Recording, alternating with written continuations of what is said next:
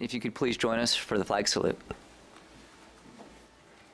I pledge allegiance to the flag of the United States of America and to the republic for which it stands, one nation, under God, indivisible, with liberty and justice for all.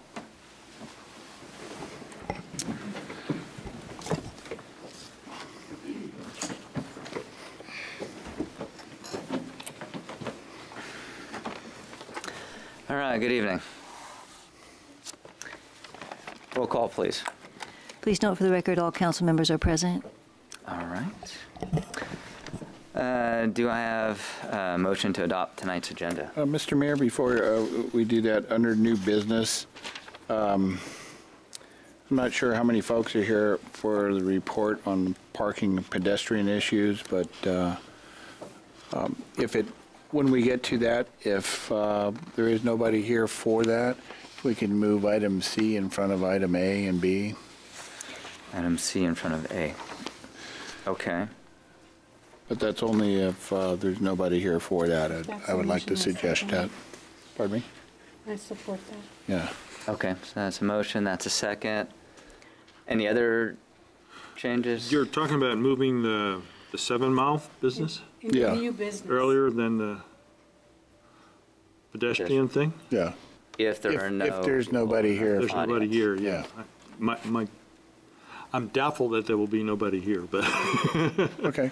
I was sort of hoping to move the parking and pedestrian issues up above the public hearing issues, and also I would like to move the notice of the staff report on the notice of preparations for the Baylands up in the agenda, because I think there's people here to speak on that also. So you're suggesting moving new business in front of public hearing. And that one staff report. Yes.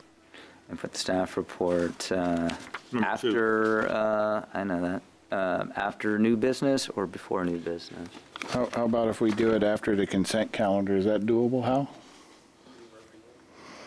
That would be good. Yeah. How about after the consent calendar, Okay, we so do the update on the notice of preparation? So let me get it clear, Terry. So we're going to move new business in front of the public hearing, and we're going to take city manager's update on the NOP and put that after the consent calendar. Yeah. I think that would be great, and I have no problem if you want to hear item C under new business prior. I think that's probably a shorter item agenda than perhaps the parking and. Well, if we move the whole thing. Yeah, let's just keep Okay, no problem. it simple. All right, so Yeah. Terry, that's your motion.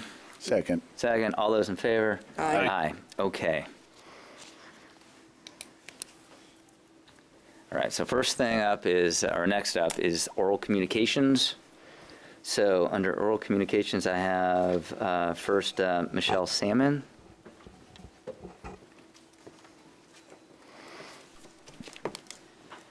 Michelle Salmon, Brisbane resident. I saw on the agenda a closed session item again involving parcel 007521030, the public right-of-way, and I know that there's some considerations about selling part of the public right-of-way, and I looked up the parcel number, so I also know where this is.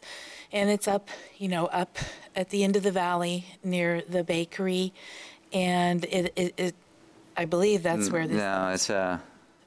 No, this is a different public right-of-way that we're. Yeah, you're well, a few miles, you're a couple miles away. It's on the opposite end. I just really want to stress that I don't think that we should be selling the public right-of-way, period. Even when the money goes towards different things. I know for the area up by the bakery, there was consideration on that, and I don't know where that stands at this point.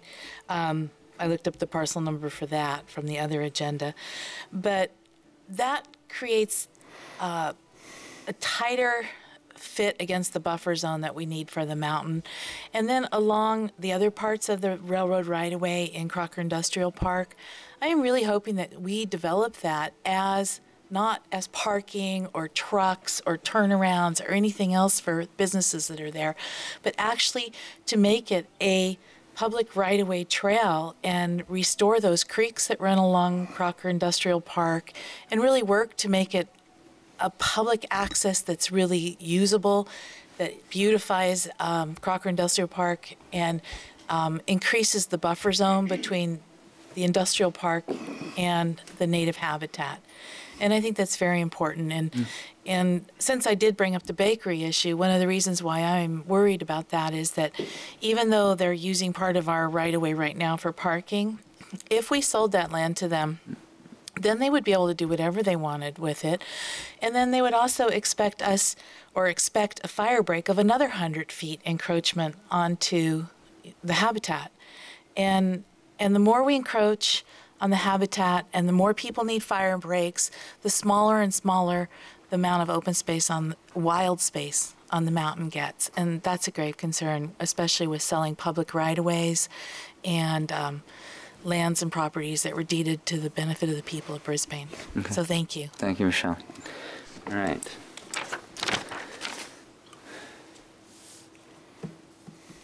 Mr. Mayor, Sure. would it be appropriate to ask the city attorney to make just a short statement about, since we did have a pretty long closed session, sort of, what the outcome of that was? The outcome of the closed session was that the claim was denied and no action was taken on the other items. Okay. Point. Okay. So that was the closed session that we had this evening, not part of the closed session that was part of this evening. Okay, so I have 3 slips, all related to Samtrans. So first up, Nancy Laxamana. Hi, Nancy. Hi there. My name is Nancy Laxman, and I live on Humboldt Road, Brisbane resident.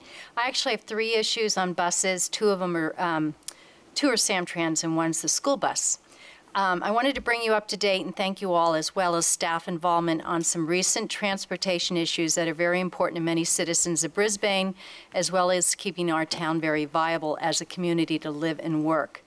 The one issue was the 24 Samtrans that is to Jefferson High School, and in January is to extend to Westmore.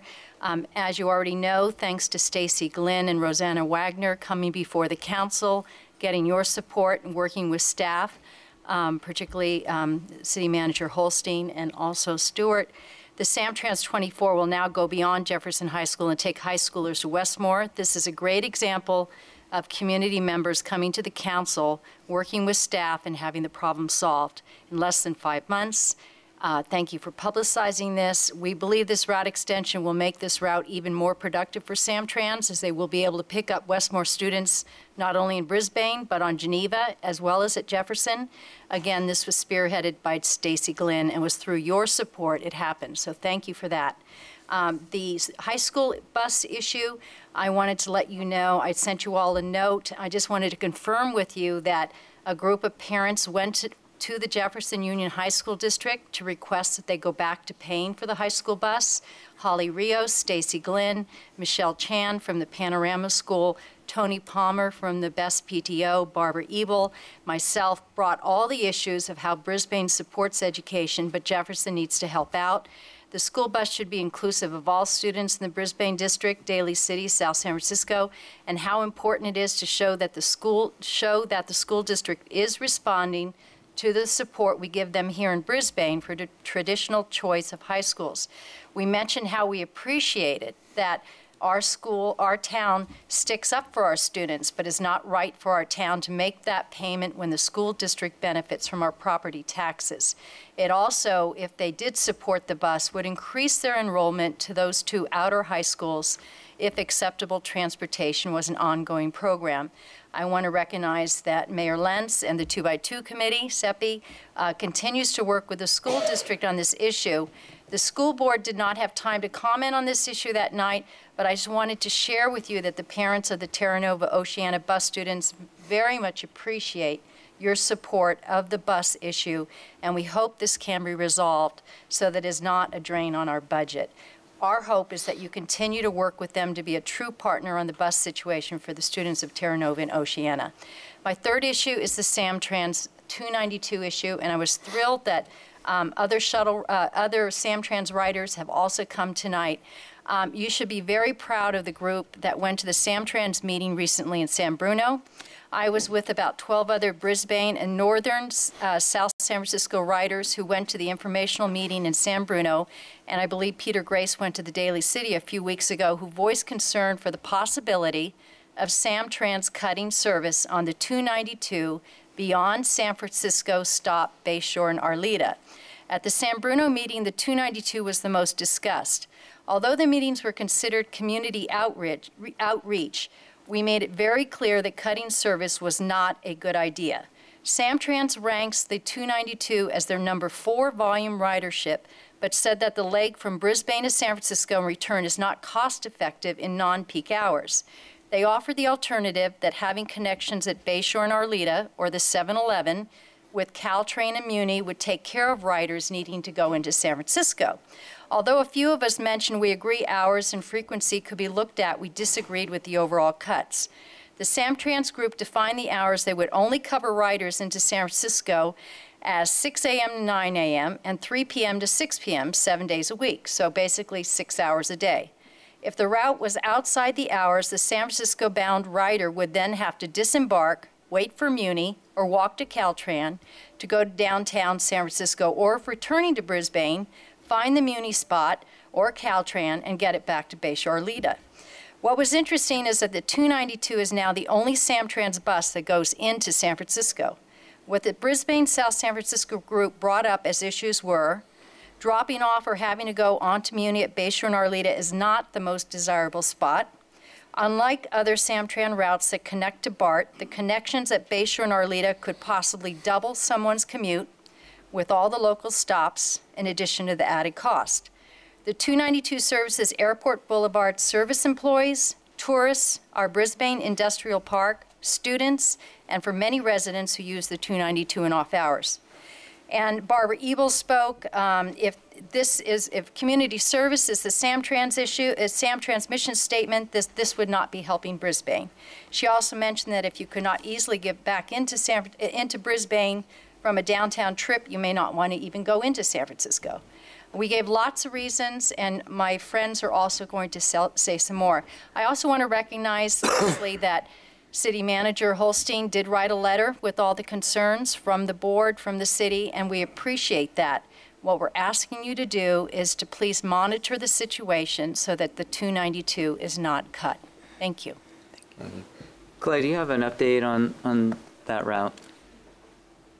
No, I think Nancy did a good job of describing where we're at in the process. Samtrans is going through a public input process, and then from that they will develop their next draft on this, and we anticipate that will be out, I think, sometime before the end of the year, I believe. And Seppi, you may have some additional information. Thank you. First of all, it is absolutely fantastic when our community members get involved. We have voices from a different level, and community has different level. I appreciate getting the credit for being at the 2x2 for the school. At the same time, I'm not at the 2x2. But I am on the TA, and I'm very involved with transportation issues in this county. And I have been working very hard with the staff and management of Samtrans. And we had a meeting, in one of my meetings, Clark was actually in attendance in this subcommittee that we've created to look into this Samtrans. And we've been very direct, very, it's not really, in my opinion, it's a non-negotiable item for us to go cut all the time in our transportation and so forth.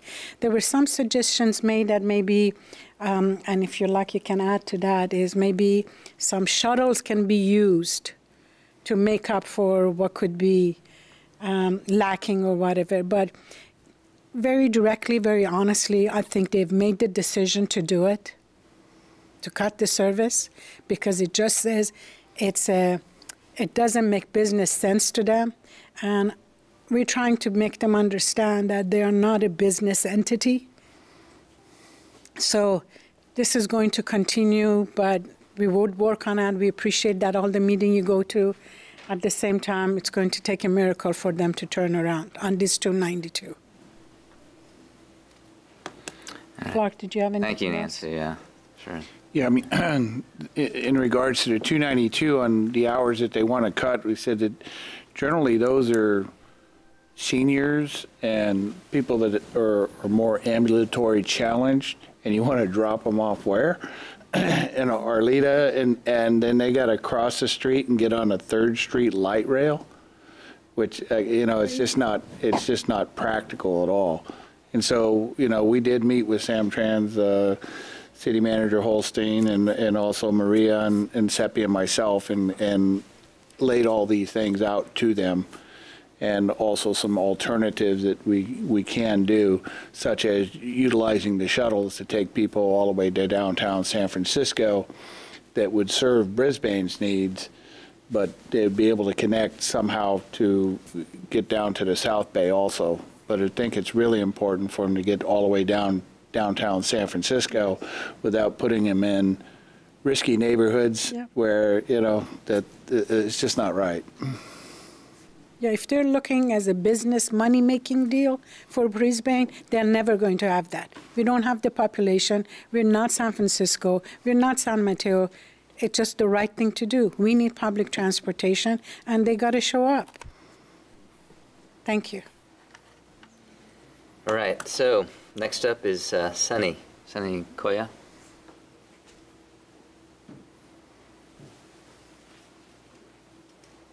Thank you. Nice. Mayor Lenz and council members, thank you for giving me the opportunity to speak today. My name is Sunny Koya. I live in South San Francisco, but I'm very close to Brisbane. That's why I have a lot of friends over here. Here we met recently. I've been riding Samtrans since the 80s, and I park right here at the Old County parking lot and go to the city, work, come right back, get into my car, and go home. And I've always shown a lot of interest in Samtrans, and therefore they have allowed me to come to the CAC meetings, which is done every month, first Wednesday, and the next one is coming up this week. I go to the CAC meetings and give my input. It's written up, and among other things, and the board does get to read this. In the last 18 months of my attendance at the meetings, never once was anything said about cutting back on 292. Yep. They did say something about the 390 and 391 that would be merged only for the weekends, and they did that. And my understanding was that, yes, during the weekends, enough people don't ride, so the 390, 391 were called ECRs for the weekends only. And I'm still sitting over there thinking this is, you know, probably a good idea. What I didn't know was that they were setting the seed so that in the future, that would be the case for the entire week. Now we are being told that this ECR will be the norm for the entire week. And it's in this spreadsheet over here and this over here, which I'm going to leave with the clerk. This spreadsheet and the proposal over here were put together by Samtrans, and they've developed it over a period of 18 months. This is something I'm finding out now. Now, what really worried me recently was the fact that they had many meetings. Nancy was there, many other people from Brisbane were there at different meetings. I attended 3 meetings. I noticed that Samtrans was withholding something. They weren't forthcoming about exactly what they were trying to do. Now, I've been an investigator as well, among other things that I do, and I put 2 and 2 together. If A is equal to C is equal to B, you know, that equation, and I figured out that there was a conspiracy going on. When I heard that Samtrans was going to cut back on 292, as Nancy described, they would drop off people at Arleta between the hours of 9 o'clock and 3 p.m. That told me that was phase 1. And this is a design for failure. A time would come where people would get frustrated paying two fares, one on Samtrans and the second one on Muni buses, if that's what they will ride. Mm-hmm. They'll get tired of that. Mothers with children would not be able to go to General Hospital or wherever they are going. Elderly people would not be traveling because of the risky place. I wouldn't like to travel through Alita. It's a very risky place to be in, among other things. Now, eventually, not enough people will be riding during this time in the middle of the day. This would give Samtrans an additional reason, which they're waiting for, to say, oh, geez, as you said, not economical to run this anymore. So they would cut it off altogether. Mm-hmm. The underlying plan, council members, is for Samtrans to stop their services into San Francisco and out of San Francisco, period. It doesn't matter which line, which route it is, be it 390, 391, 292, even the KX. And I questioned them recently about the late night bus service. I believe it's called 397 or something like that. I've never ridden one of those. And they said, oh, that's on a different funding altogether. That will run. I don't understand that.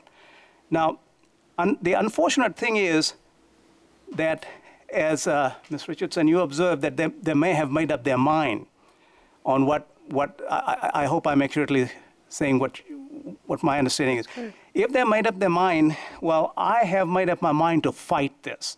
Good. I have been fighting Samtrans on this issue for the last 1 month. I insisted. I got people rallied behind me. As a result, we had a meeting in South San Francisco last week on Thursday. Samtrans said, all right, this is the date. Sonny, if you want to get people in there, it's up to you to get them in there. All they did was they put some softly worded flyers here and there, which people complained last week that they didn't even know there was a meeting. Yeah. Well, tell you what, I put the word out to my good friends in South San Francisco and my good friends in Brisbane. As a result, not just 25 people, that's what they were anticipating. I had almost 70 people cram into the senior center last week on Thursday, and we had a fiery meeting over there. Yeah.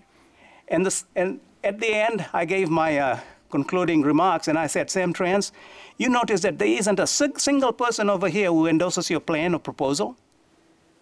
People who spoke against your proposal are basically saying the same thing. And this evening, ladies and gentlemen, I request that you continue to monitor the activities of Samtrans, monitor what they are saying and what they really want to do, and kindly send your representatives to the board. The board will be the next meeting, I believe, is going to be on the 14th of this month. My understanding is that the people who are publicizing the proposals will be doing their first cut of their the information they gathered from the input by Monday of next week, and that is what they're going to put to the board. So if we can send somebody to the board on the 14th or whatever the date may be, I would really appreciate that.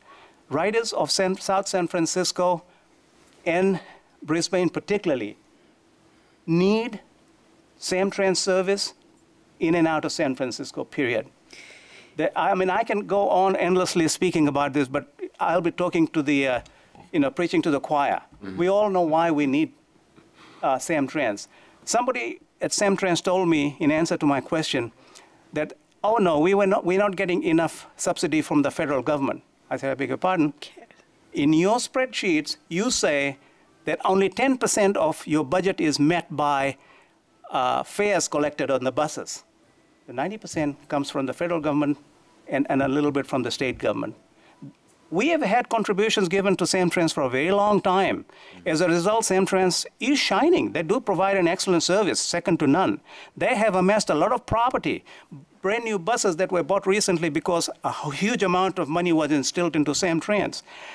It will be an unjust enrichment to allow Samtrans to keep all that money and to keep all those chattels and to then use it only for transportation within our county. That money was given to us then. The money is still coming in. They may not have increased it a whole lot, but they did not decrease it either. Money has been coming in. It's our money. It was given by the federal government. It's for us, and we need to be transported in and out of our county in San Francisco, where a lot of us have jobs and reasons to be there at different times. Thank you very much. Thank you, sir. I hope this council will follow up. Please support us. Thank you very much. Yeah, no, thank you for your passion. I appreciate Mr. Mayor, may I also add something else? There's a gentleman that is a council member, elected official in the city of Burlingame. His name is Jerry Deal. Mm-hmm. We endorsed him for him to get on Samtrans board and JPB board, and I've spoken to him about this problem, and he's also interested in helping. So I would really appreciate if you can call him Jerry Deal. Okay. From San Mateo, he's from the Burlingame City Council. To get him to also be the front for us. He's on the board? He's on the JPB board, and one of his duties is to also help out with situations like that, and it was a really good endorsement on our behalf that we had. I will do that. Please contact him. He's one of them. One of the things that, when you guys come before the council and you were saying that we need to provide money to transportation for our schools, and I was really hesitant about that. It wasn't that I'm against the transportation, it's against the school. No, I think appropriate people should do their job. Samtrans is there to provide transportation. Darn it, better do it. Yes. And if they think that we have 11, 12 ridership, guess what? We can bring 3,000 of our people at their meeting and let them know what Spirit of Brisbane is about. Just because we're small doesn't mean you can roll over. Perfect. And one, if I may, I would like to add one more thing, Ms. Richardson. I don't think we should give them your suggestion that we could use our local shuttle service as an option. They will take it. Yeah, let's look at alternatives, okay. But keep up the good work. Be at their door. Thank you. Thank you. Yeah, before you leave, Semi, also your council representative, Carol Matsumoto, is on our Samtrans board, so. I have been in touch with her. I'm sorry to say that she's not helpful. I would tell you that. I would tell you that. Why don't we keep that? No, I would tell you that. I have ourselves. It's not. So thank you very much. Thank you, Sonny. Okay. All right. Next up regarding Samtrans is Claudia. Yeah. Claudia Crook? All right.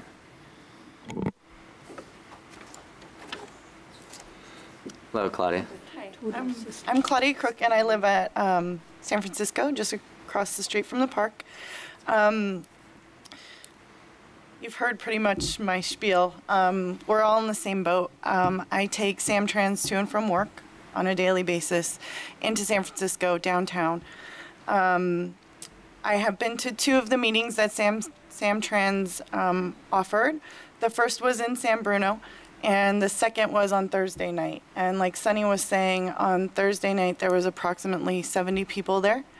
I would say a good estimate, 50% of those people were Brisbane residents.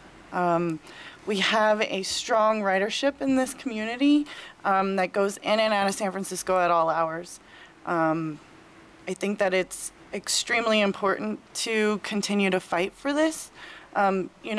Being a young woman, I don't want to be stuck at Arleta and Bayshore at whatever time I choose to come home. I may work 8 to 5, but if I want to have dinner with some coworkers, or I want to go see a movie, or whatever my plans are, I should not be subjected to those conditions, whether it's raining or windy or dark or whatever. So, I just think that it also would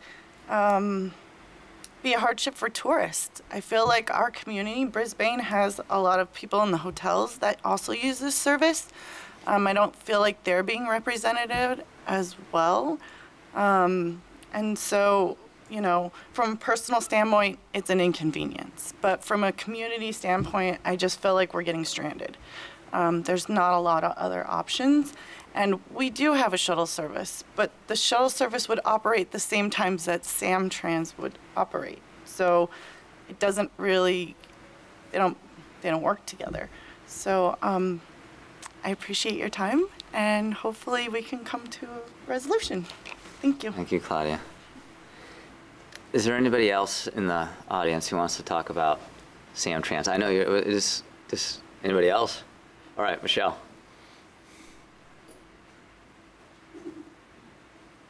Michelle Salmon, I think we should take a much more proactive role with Samtrans. They promised us that we would have bus service into the city when we gave up our Greyhound service. And I've used that Samtrans bus so many times.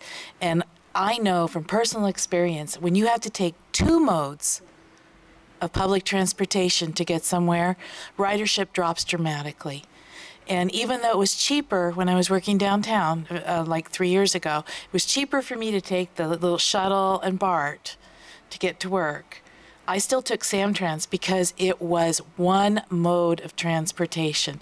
Get on the bus, go to work, get off the bus. Get on the bus, come home. And when you increase it to 2 or 3 modes of transportation, it becomes not viable anymore. And so it's ridiculous what Samtrans is trying to do, putting the squeeze on us like this. And I think we need to take a very proactive role. Brisbane is isolated. We gave up having BART come through here, and BART went down the other part of the peninsula. We don't have a Caltrain stop in Brisbane. In Brisbane where residents can walk to it. It's way out, in also the hinterland. And I think that the Brisbane City Council needs to make a very proactive stance on this with Samtrans now, ahead of the curve, before they make any decisions and before it goes any further, because it's wrong. Samtrans services the people who most need it, who have the least amount of options. And during commute hours, yeah, you can go out of your way and take the shuttle and BART and everything else and try to make all those connections. But even taking BART is really hard on seniors. There's a lot of stairs. The elevators rarely work, whereas Samtrans is one straight bus to downtown. And I just think it's absolutely essential service to Brisbane to have that bus. And I think that we need to do everything that we can to put the squeeze on Samtrans about this, like now, not just monitor the situation until it's too late. Well, actually, Michelle, in one of the nights, they came to ask about permission to put a sign by the freeway and stuff. I was here. Ray and I we were very vocal, and we were so upset that they had the audacity to come here to earn money, but then right before that or right after that, they're talking about cutting service. That was Caltrain. But still, I consider them to be from the same group of people. Yeah, we've been treated as poor relations in the North County for far too long, and that needs to stop. For public transportation to be viable, it has to be safe, it has to save people money and time. If you don't have any of that, what do you call it? Safe is number 1. Yeah. Time is number 2. Money is number 3. Yeah, exactly. That's the price. That's that. Thank you, Michelle. Anybody else in regards to Samtrans? Any other comments from the council? Just a question about the time frame on the decision on these matters and what we can do in reference to that. The date for making comment on the draft plan is November 21st. So anybody that's listening, the more letters that they get from citizens, the better. We at this point have sent them a letter. We had the meeting with them at Samtrans back in September, I want to say, or late August, somewhere around that period of time. September with Councilman Conway and Richardson. Yeah. I'll have to find out for you exactly what the timing in terms of their decision. The reason I ask is I thought, we've been proactive on this and we let them have, their representative have it when he was here. When he was here, yeah. But I think, Councilmember Richardson is right. They, the staff anyway, is, they don't really much care about people. They're looking at, spreadsheets. But there is a board, and the board ultimately makes these decisions. And I think the pressure on the board is really where it counts. Mm-hmm. Unfortunately, you could have 3,000 people at a public hearing with no board members there. It won't make much difference in terms of the reality of the politics and the way these things are decided, sorry to say. But the board does have ultimate authority, and I think we should do whatever we can. Maybe the subcommittee can put together a resolution. If we pass it on the 26th, that seems like it would probably be in time to get to the Samtrans board anyway. And then 21st. probably going to the board, the suggestion that the gentleman made, somebody from our council going to the board and putting on, whatever pressure we can. I mean, that's really the only hope is at the board level, as far as I can tell. I know a lot of those people, and they live down in St. Carlos, and as you quite correctly saying, Michelle, we just don't exist for them. And so the only point of pressure is really the board, and that's the only group that can turn around the staff, in my opinion. Okay, we'll get you the timing on that part. I think we definitely, I agree, from us, a letter to go to the board of directors. And I will tell you that the board of directors that I know are after support our causes is Jerry Deal, Jeff G. He's been a true trooper helping us fight the airport noise. Jeff G., Zoe Tucker, Arthur Lloyd, and Adrienne Tissier. Bombard these people with your requests. Truly. Make your wishes known. These are the key. I'm sorry, I'm not talking about a colleague negative, but you're not going to get anything for Carol Matsumoto. You're not. Can you put that all on the website for us and all the contacts? Yeah, Clay, can you, that's exactly what I was going to do. If you could list all of the board members and their contact information on our website so that everyone can contact them. Maybe we can just put a link.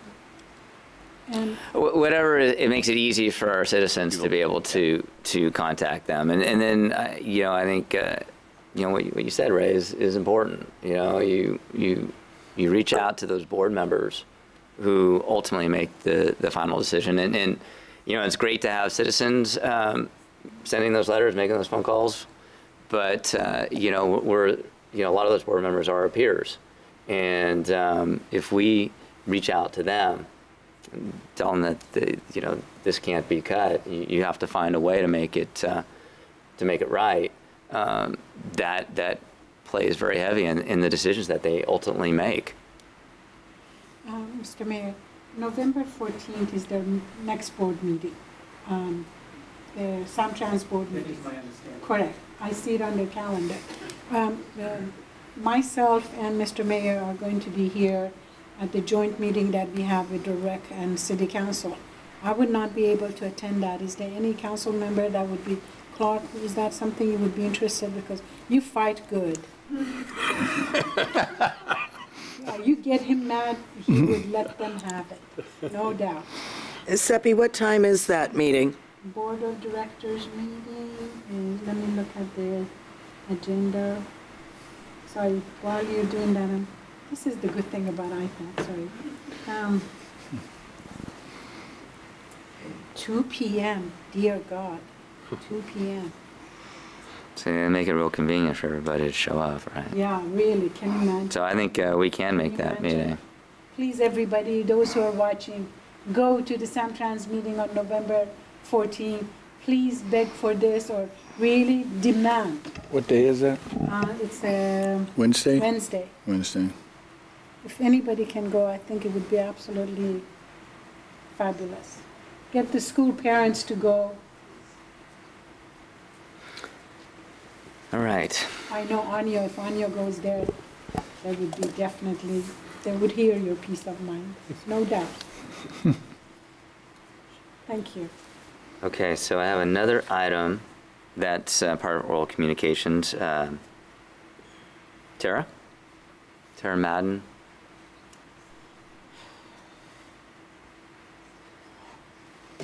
And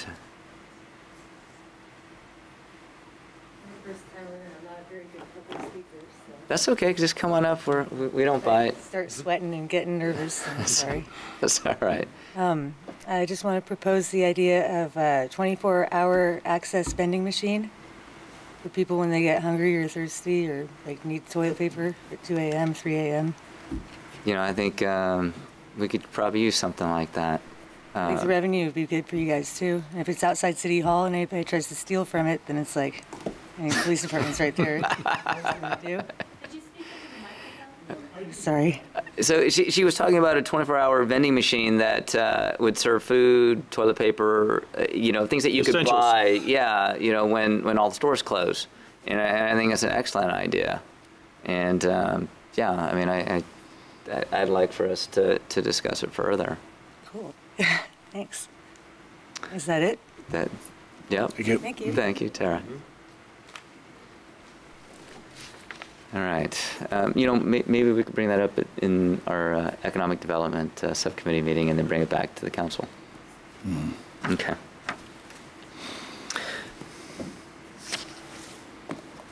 Okay. Anything else on tonight's, or anything else that you'd like to talk about that's not on tonight's agenda? All right, so oral communications is over. Consent calendar is up next. I'd like to remove item B. Item D as in dog? B as in boy. B as in boy. Okay, Clark. Make a motion to approve everything other than B. A, C, and D? Yes. Second? All's in favor? Aye. Aye. Okay, Clark, you're up. Item B, I just wanted to, I'm okay with the contract itself. I just wanted to make sure that we go through this in our subcommittee that at some point, the full council interviews maybe our final candidates on how the process goes. So, and I just want to send that message that, because the way it was written was a little bit iffy on how the process was going to work, and it's like, well, no. It's the way it kind of looked is like the subcommittee is making the final decision, and so I just want to reiterate that it's a full council decision. And this is the process for hiring a new city attorney, because Hal will be retiring. Yeah. Actually, we never had this question just for Ray and I to make the decision. Yeah, it was just a little funny on some of the wording. So anyway, with that, I'll make a motion to approve item B. All right. Do I have a second? Sure. Okay, all those in favor? Aye. Okay, good. All right. Now, up next is city manager giving us an update on the notice of preparation for the Baylands project. That's the next one? That is the next one. Okay. This was placed on your agenda just to provide added public notification that the notice of preparation for the Baylands project, which was amended to include. A little closer. It's on, but I guess I got to get closer. You got it a little closer, yeah. Was reissued based on an identified water supply. And the date for comment on the notice of preparation is November 21st. John Swicky can talk to any of the specifics. I know at least a couple council members had some questions with regards to the drafting of that. So I think it'd probably be best just to turn it back over to the council and ask the questions, and city attorney and the community development director are prepared to respond. Okay. Any questions for staff? Well, maybe I could express some of the concerns that I had with the NOP, and I know that there's some members of the audience here who want to address that as well. I understand that what we're looking at is a document that communicates to other agencies that they have an opportunity to comment again because of the addition of the water component. But I also feel that when you send out a notice like the notice of preparation and you make statements that imply certain kinds of city policies, that those statements should be really clear, because they do send a message. And there were two kinds of messages that, from the way I read it anyway, that were communicated in a somewhat less than desirable fashion, let's put it that way. And the one refers to the kind of arrangement we have for the potential importation of water from Oakdale Water District.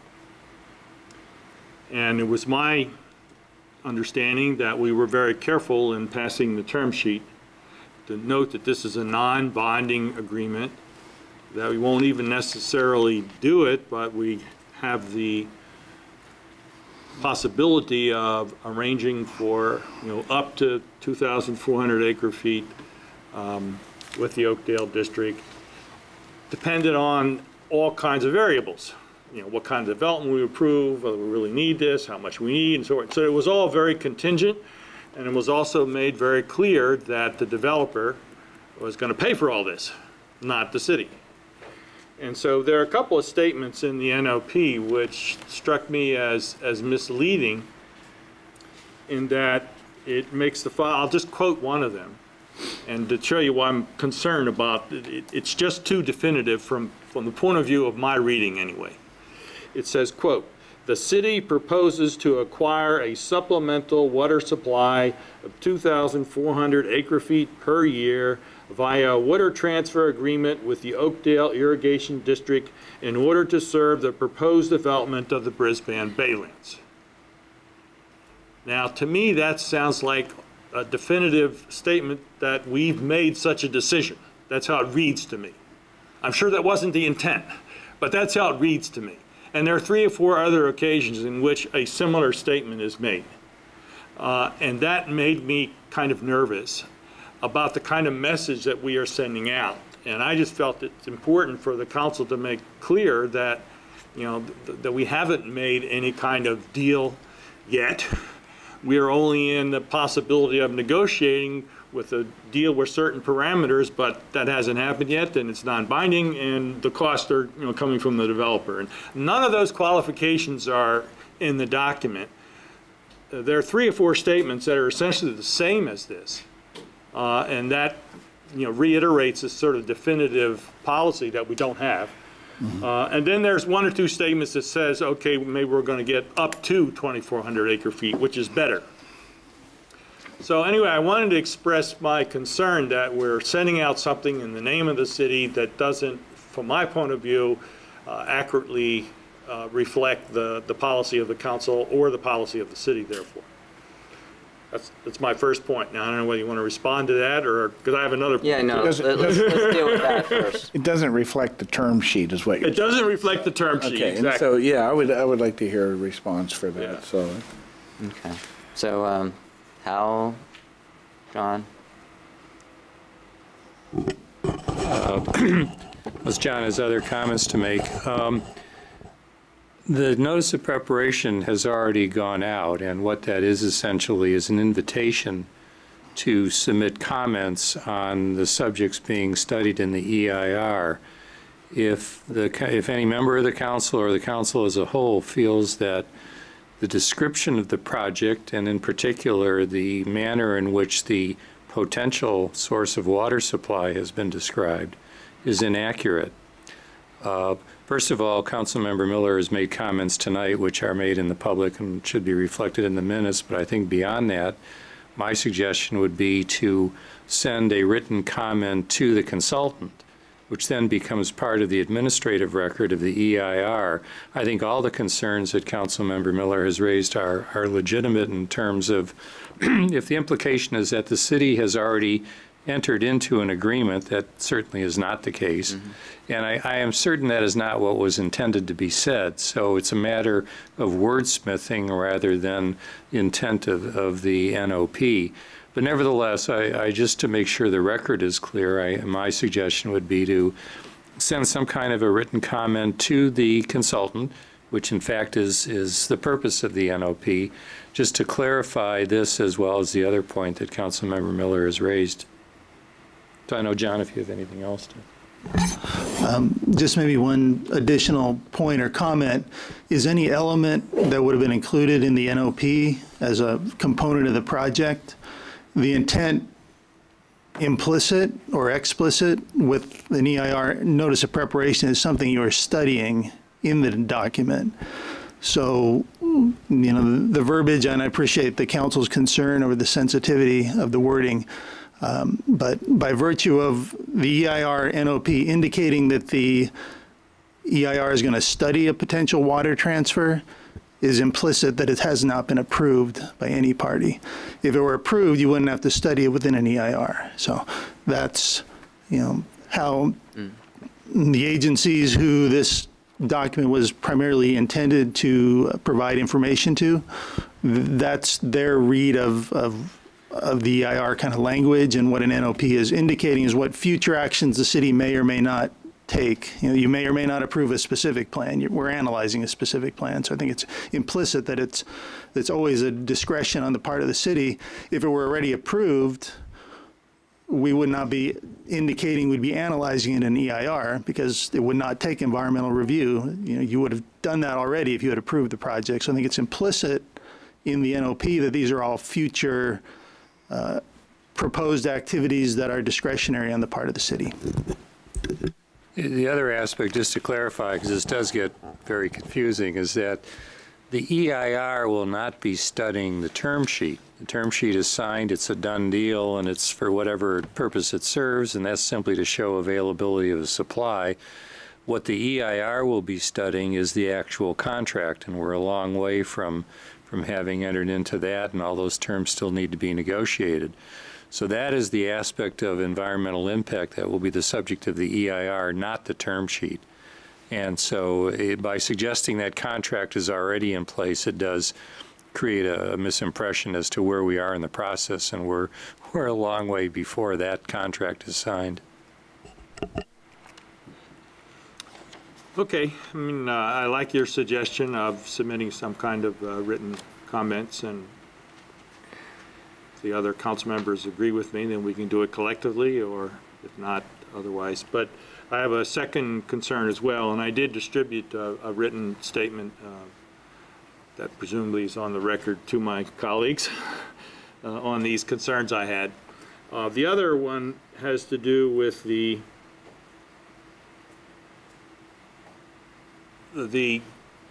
clarification on the way in which the renewable energy alternative is being considered in the draft EIR. And that has to do with, the history that I reiterated here was that the council had a consensus that the alternative energy alternative, the renewable energy alternative, I'll get it right, was to be studied at the same level of investigation as the developer's proposal and the community proposal. And as I indicated in my statement, somehow or other that didn't get communicated to the environmental consultants. So they were proceeding as if that were not the case.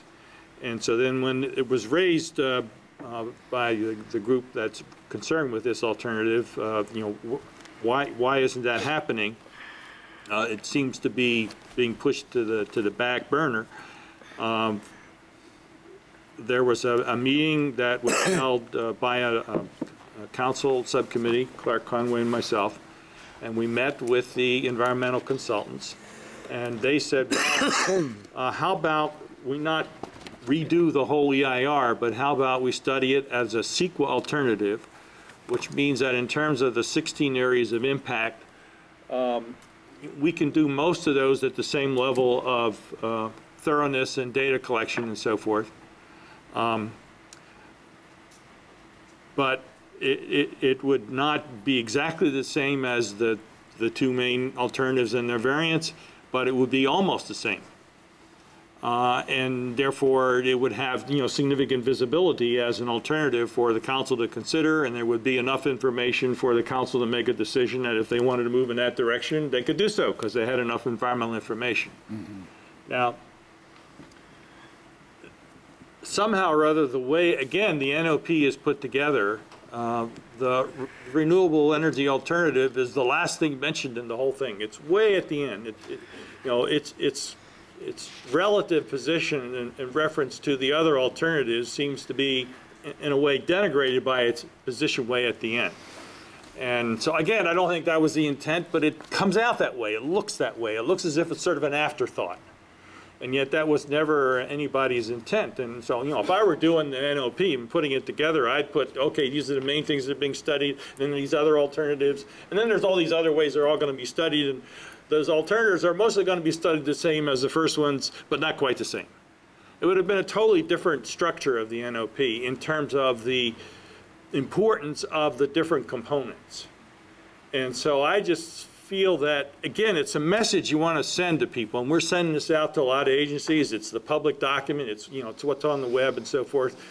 We should send messages that more accurately reflect, you know, the council position on these matters. And so that's kind of my concern, and that's where I'm coming from. Before we have staff respond, you know, I mean, reading through it, I certainly understand where you're coming from on that, Ray. I mean, looks like it was thrown there in the end, and I would just like to hear staff's, you know, reasoning as to how that was all put together, because I know we've kind of gone around with this for maybe the last year and a half, and when you were elected last year, when we did this subcommittee and everything like that, that was a certain issue. So. Yeah, I'd just like to hear from John what putting that together. Again, this is a revised NOP. It followed the basic structure and format of the 2010 NOP, which was originally released on this project, where that alternative was identified, included, and identified as a subject for study. So again, we didn't really remodel or structure the entire NOP. The intent was, again, for the agencies who use this document to comment, is to make it fairly straightforward what the changes were between what they saw in 2010 and what was being proposed in 2012. And again, the focus being on the water supply, potential water supplies being the area of focus. And again, Councilman Miller is quite correct in terms of the whole discussion in the white paper and how the EIR would be analyzing the various alternatives. As you'll see with the NOP in general, it does not delve into that level of detail for outside agencies. You normally don't, you basically talk about the topics and what you're studying. Those are the two primary components. As an outside agency who might be reviewing this and may not have certainly the expertise or the knowledge of the city council or others in town who review this, a level of detail that it starts parsing the difference between how multiple alternatives can be studied may not aid them in understanding kind of at a very broad global view what the city's intent is in terms of study. I can assure you that the EIR, again, will do what it is intended to do, which is allow the city council full flexibility to consider, understand the impacts of all the alternatives that are studied, and to allow the council the flexibility to choose any of those alternatives within the document. And again, the sensitivity in terms of how that information is conveyed and how it will be conveyed in the draft EIR is a message I've received and I've conveyed to the environmental consultant. So the document you'll actually be evaluating, the community will be evaluating, won't look like the NOP in terms of structure. Can I? Seven. I appreciate the comment that Ray made in regards to energy and what we're planning to do to give. It might reflect that it's an afterthought and it's at the end. How could we make sure that that shows it's one of our highest priority? How do we emphasize? Maybe I'll take another shot at that. The document that you're going to get in terms of the EIR is not going to have any discussion of what your priorities are, because that's the whole purpose of you going through that process. But I mean, it's been spoken to here earlier. We did meet with the EIR consultants earlier this year, and we got a big, long matrix of 16 or 17 aspects of the EIR that the consultants are going through and how they're going to evaluate the alternative energy alternates. So it is going to be thoroughly reviewed, and I think the message that we want to send out to everyone is that the document that you're going to receive with the EIR, with the draft EIR, is going to give the council the ability to go in that direction with that project if indeed that is the policy decision that this council makes. Mm-hmm. All right. Terry? I'm also disappointed with the placement of the energy alternative in the NOP. I was involved in a couple meetings before I was on the council where the alternative was discussed and was told it would have more weight and be given better consideration if it included or excluded certain items in it. And I think those were attempted to be put into the document, into the alternative. And I feel it is being shortchanged in this document. I want to make sure that we have the energy study, the federal energy study, included in the draft EIR, because energy is important, and I think that that's a needed component on the draft EIR to give it its full weight and what its implications on the project can be. Back in October of 2010, I was at a meeting where it was asked of staff to come back with ownership on the property, verification of ownership. I've never seen that information has been brought back to the council, although I could have missed that part of the information. And there was a lot of talk about when is the application complete, and that we wouldn't need to do a new completion of an application because it's been deemed complete before. But it seems that we have more a changing project. And so I'd like more discussion on if that completeness is still there or if it needs to be reiterated that it's complete. Does that make sense? Well, maybe I can take a first shot at one of your questions. Okay. Which has to do with the renewable energy study that we've done with the EPA and the NREL, National, whatever it stands for. It's a federal Renewable Energy Lab. Thank you. So it was my understanding with that, and that study is still in a draft form. It should be completed sometime later this month. And it will appear in the response to comments on the draft EIR. So it won't be in the EIR itself, but it will be entered into the record through a response to comments on the EIR. So it will be there for the council to deal with at the appropriate time in the future. I'm going to turn to the city attorney and the community development director with regards to completeness and that particular issue. Yeah, under the state law dealing with processing of land use applications, when somebody first submits, there's a period of time in which the city needs to determine whether the application has enough information to process, and that's deemed to be complete.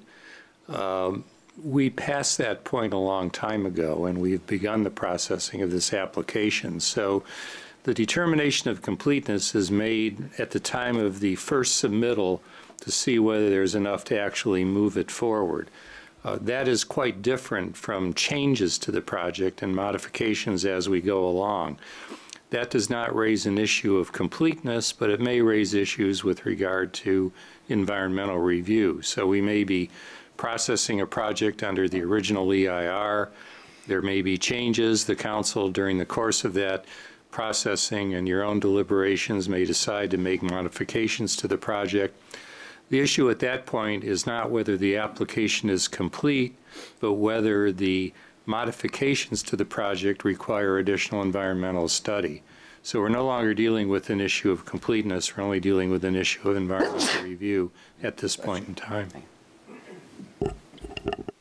John? And then in regard to property ownership, we can certainly provide that information to the council, whether you want it in a report or a map. I don't have a recollection of a specific report back to council, but we can certainly provide that if that's the council's desire. Well, that was requested by then Mayor Conway on October 18th in 2010. I seem to recall that we did get something that. Yeah, we'll check the record, but I think we did respond to the council on that. Okay. But we'll check the record on that. Okay, it may just not have, I was member of public then, so it may not have come back at a moment I was watching. And I'm still not sure why the energy study can't be included in the draft EIR instead of just being an addendum. I didn't say an addendum, I said a response to comments, but A response to comments. I guess the question would be, there's information that's going to be provided as part of that study, correct? That's what the energy study is, makes certain assumptions as to energy that can be generated or on the site. It's not an analysis of the environmental impacts of doing so. So to the extent that it, as Clay indicated, it gets more information into the record that helps inform the council decision and the community's review of the project, it has value, but it isn't really an environmental impact study. It's not a component that's going to say, we've studied the environmental impacts of generating, X amount of renewable energy on this site. It doesn't add to that particular analysis. It adds information regarding how much it might be feasible. So when the council's wrestling with what is a feasible alternative in terms of your future deliberations, that would help inform that discussion.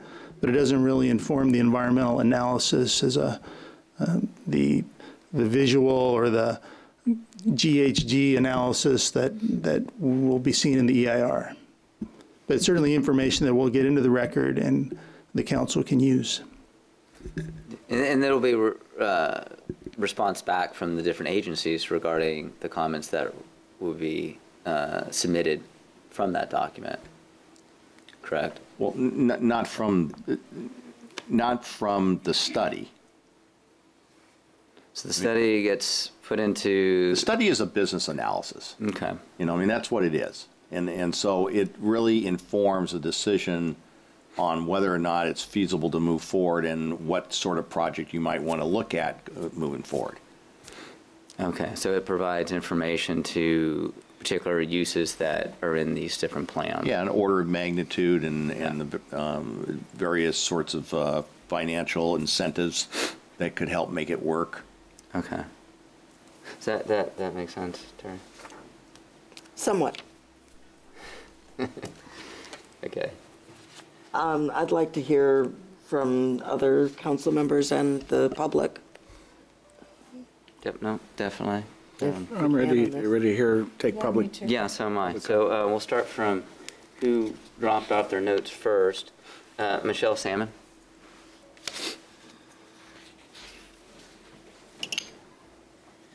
Michelle Salmon, Brisbane resident. This has been going on for 6 years, including the Kriebel alternative. And I have to say that I feel a little bit cheated on that, because I feel like I was led down the primrose path by all of the communications that happened, that the Kriebel alternative, energy alternative, would be studied and presented at the same level of importance and the same level of in context with the other alternatives. And I wish that I want you to make it so, because numerous times in the past several years, we were kind of led down that path. John Swickey mentioned it in the July 6, 2010 meeting, referring to and the alternative energy proposal. And in the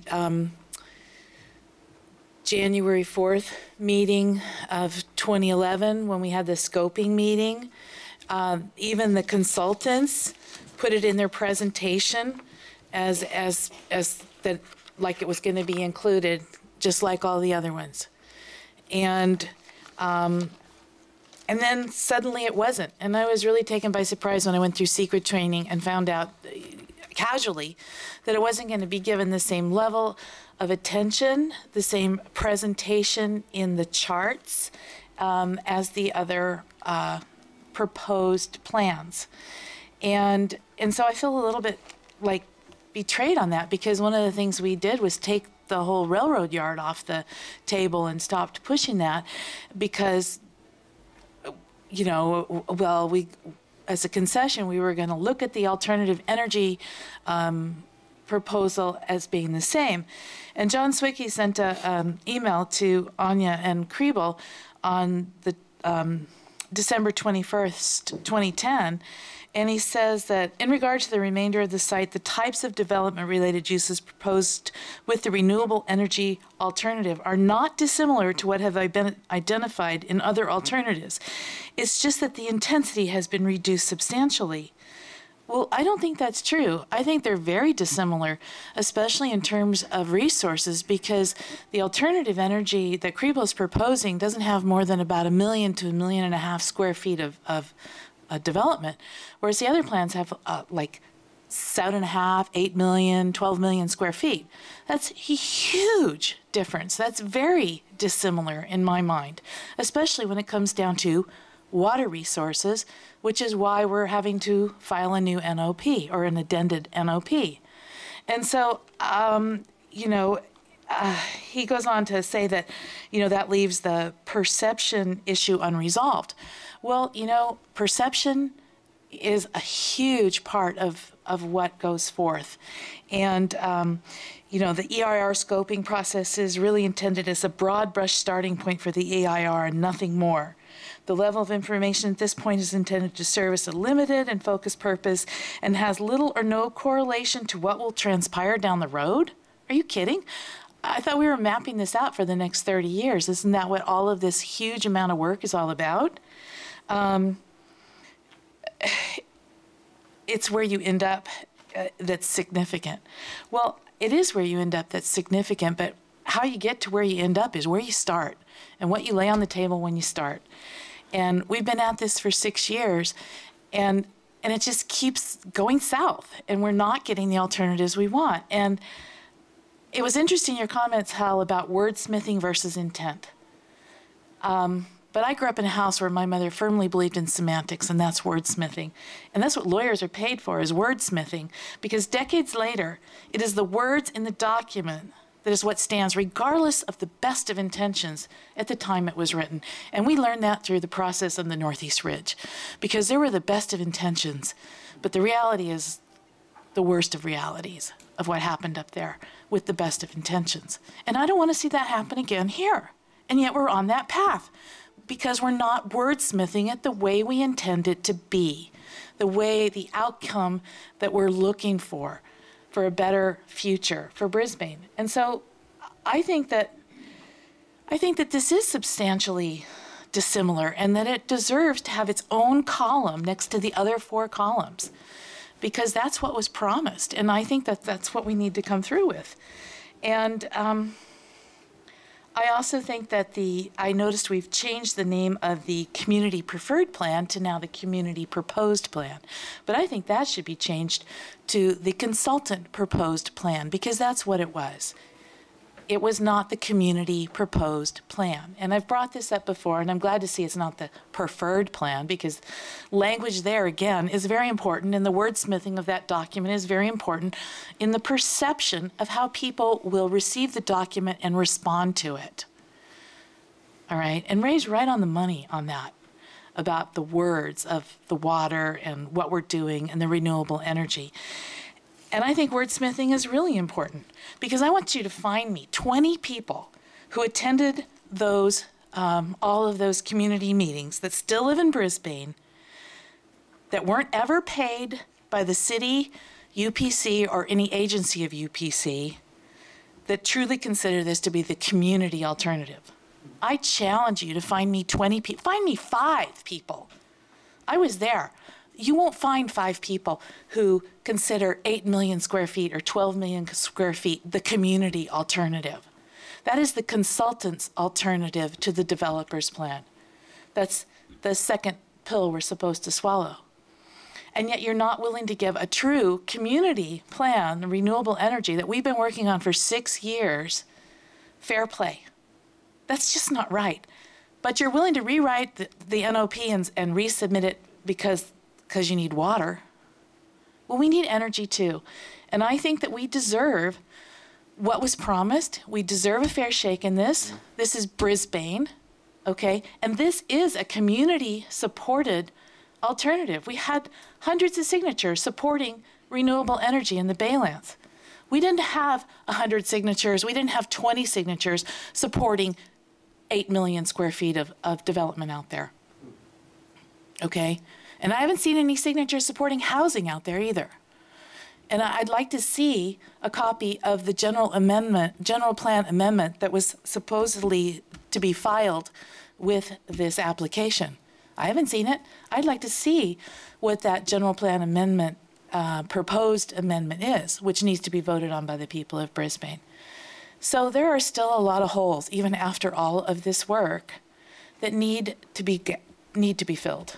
And it needs to be fair, and I don't care if it's a lot more work to add an extra column for the renewable energy on the NOP and on the draft EIR. You're asking a lot of people to do a lot of work to go through a 2,000-page document, which I'm willing to do and have volunteered to do as part of the OSEC committee and as a member of the community. I'm willing to go through that 2,000-page document. You know I am, because I have before. But I want it to be a fair and equitable representation of the desires of this city for what we're going to do out there, as well as what the developer wants to do. Because at the end of the day, what if none of these 4 are acceptable? What if we don't get the water? What if the deal falls through? Then where are we at? We have an EIR where in the NOP it says here, further, future discretionary approvals and permits proposed for development within the Baylands will be subject to the provisions of CEQA, pursuant to CEQA guidelines, et cetera. If additional environmental analysis is determined, the city will use the information in this EIR, the EIR, to support such future environmental review. Well, I think you should do it now, you know, before they pile dirt any higher, before conditions change anymore. I mean, we're going to all this effort to go through this 2,000-page document that we've been waiting 6 years for. Why not make it right? Why not do it the way we're supposed to do it? So thank you for allowing me more than 3 minutes. All right. John, you want to, I know there's a lot there, or want to just comment briefly? I mean, kind of like what you were talking about, the, you know, there's this feeling of being, you know, that the alternative energy development alternative is being shortchanged, and I know you explained that, and so did Clay, but I think it needs to be reiterated again. Again, the EIR will provide an adequate level of analysis for 1 million square feet of development and the 110 acres of renewable energy development to allow for the city council and the community to understand the relative impacts between it and the other alternatives that are studied in the EIR. It'll give the council enough information, if the council chooses for that to be the basis of a project approval, for the city council to act upon that. There'll be informational tables in there that compare side by side all the alternatives with informational, you know, whether it be size of the project or whether it be the quantitative impacts. And that's all something that can be found in the document. The draft EIR isn't available, so in terms of the presumption of what it is or isn't showing is somewhat premature to speculate on that. So those are all information. And again, the document will be out there for community review, and whether or not the test of is that analysis adequate, there'll be plenty of opportunities for public review and comment on that. But the intent and the direction and the document will provide the council adequate information to make a decision. Okay, so the real determination is the draft EIR. You know, what's in that document, you know, to determine, you know, are those, you know, those needs being addressed. looking at the impacts of each plan. So, I mean, granted, we haven't seen it yet, right? So it's hard to speculate, but, I mean, it seems as if, I mean, in the end, we all get the decision to review it and to decide, yes, this needs more work. And that's why you have the draft EIR. If I may, John, maybe explain the process, because, I mean, even though we have these alternatives and stuff, it is not like choosing A, B, or C, or D, but they're studying these potential impacts, and that really a plan that may come out of that may not resemble any of those. Absolutely. And that the variance of what those impacts are is what be the true plan is, and maybe explain that process, because I think there's a lot of confusion still from how, what we're doing. Yeah, it's not necessarily a very simple. It's not as simple as you're not picking A, B, C, D, E, F, or G in terms of a plan. The council's not going to be in that position. You're going to have a range of land uses at various intensities that are studied. And, certain land use mixes are going to have areas devoted to different variety of land uses and different intensities of land uses. What the council will ultimately have is the choice of creating a plan as you see fit that takes whatever pieces of any of those plans you might choose to approve, as long as the overall project or what you ultimately approve was covered in that EIR. You can't, if a 100,000 person stadium isn't studied in the EIR, the council doesn't have the flexibility to approve that at the end of the day without doing a new environmental document. But anything under the cap of what was studied in the EIR, anything within the range of land uses, those land uses can be notched down, reduced in intensity, they can be relocated on the site, and those are all choices for the council to make in terms of the land use program that you may choose to approve on that site. So it's not a linear, yes, you don't have to stick to the 4 alternatives or 6 alternatives or whatever studied in that EIR. The council has a choice. I'm glad you brought that up, Clark, because that is very important. And I like how you put that together, too. Yeah, and just one other thing that that Michelle brought up in regards to the general plan amendment, because currently our current general plan does not allow housing, and UPC had submitted a specific plan or 2 of them that included housing. And how does that work? How does the process work as far as for them to apply for a general plan amendment? They actually have applied for a general plan amendment in conjunction with the specific plan. It's indicated in the NOP, and it's really a change in policy language, because the policy language in the general plan that says housing shall be prohibited on the baylands. I don't have the wording in front of me, but it essentially changes that wording so it's not prohibited, is permitted per the approved specific plan or something to that effect. And I can certainly provide that information, the applicant's proposed language. They filed an application, and we can provide that to anyone in the public. It's public information, and to the council, and even on the website. But it's a change of policy language is what they proposed in conjunction with the plan. All right. Next up is Anya.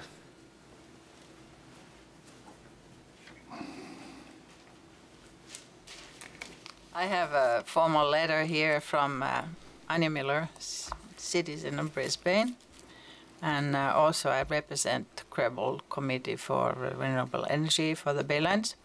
And we have, as we did in 2011 in response to the first, or that year's NOP, a letter that comments on that, and I'd like to distribute that to you.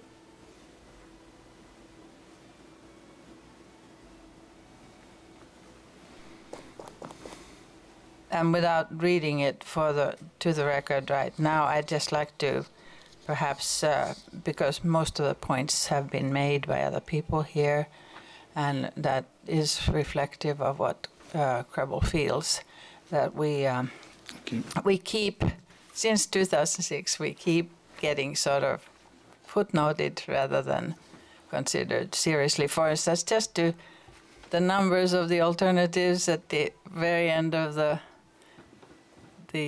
NOP. So why isn't the renewable energy alternative number 1?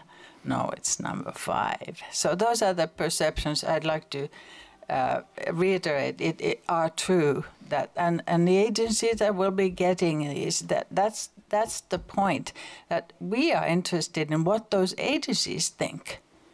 This is a global warming issue. We're proposing to solve something significant here in our little area. And people who are concerned about think globally and act locally would be very interested in this. But if it's buried in there without adequate description of the land uses, which, last time it didn't even have that. It didn't have any description of what we're proposing. And yet we are incorporating all the things that were in a public workshop items that are presented in the so-called community alternative, except for the 8 million square feet, of course. So that's the one we're still proposing that there be development. 1 million square feet is quite a lot. It has a lot of offices. We hope they will be renewable energy.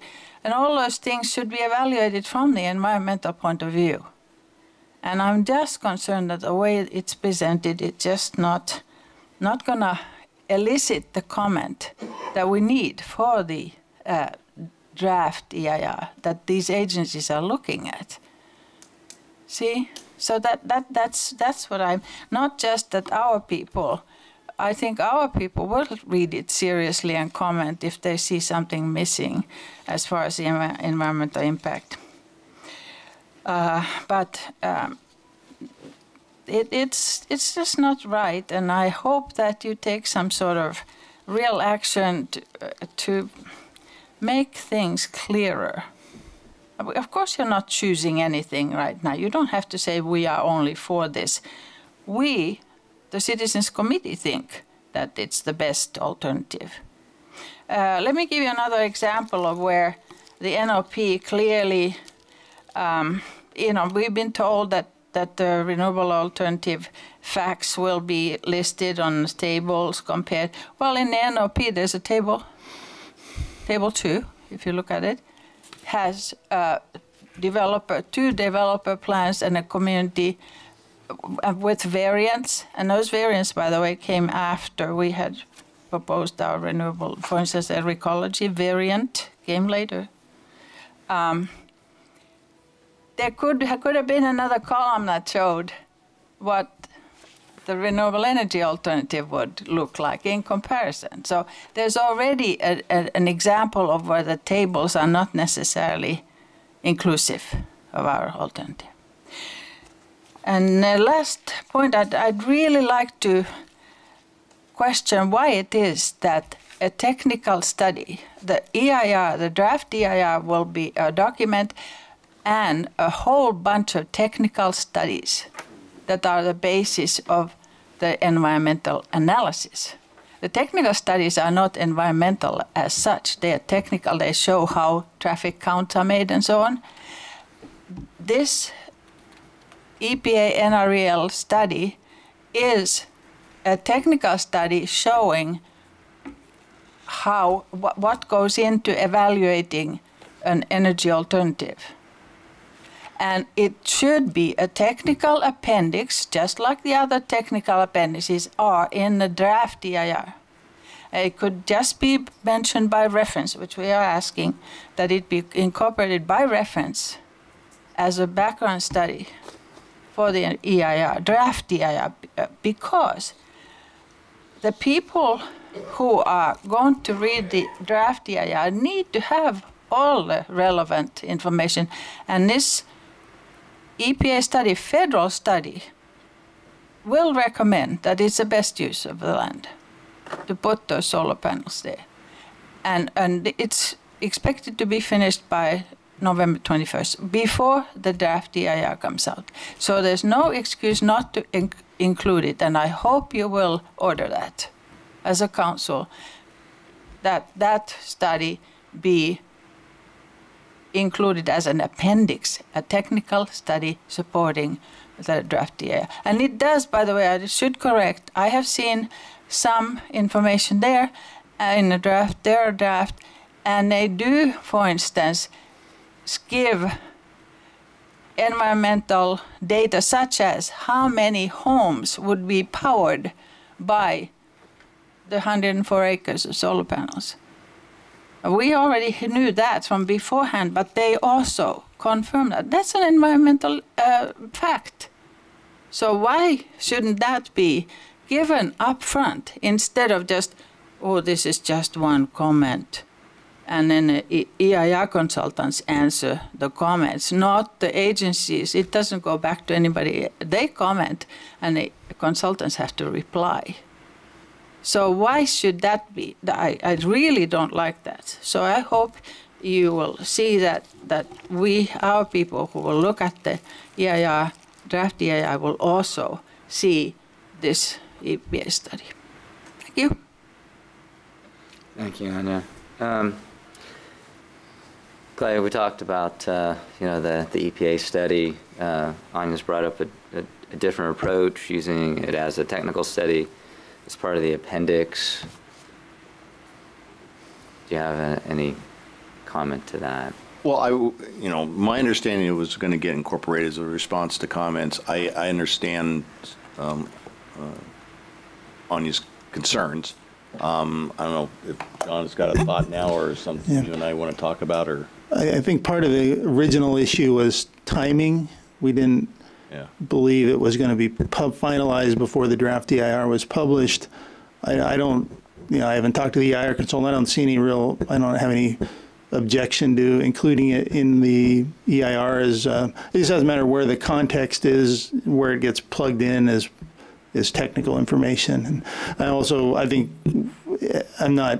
maybe we need to also talk to the authors about the use of it in that context. I don't know if they were anticipating that or if they're concerned about that or not. If it's published, maybe they're not concerned, but we should probably check with the authors as well. Yeah.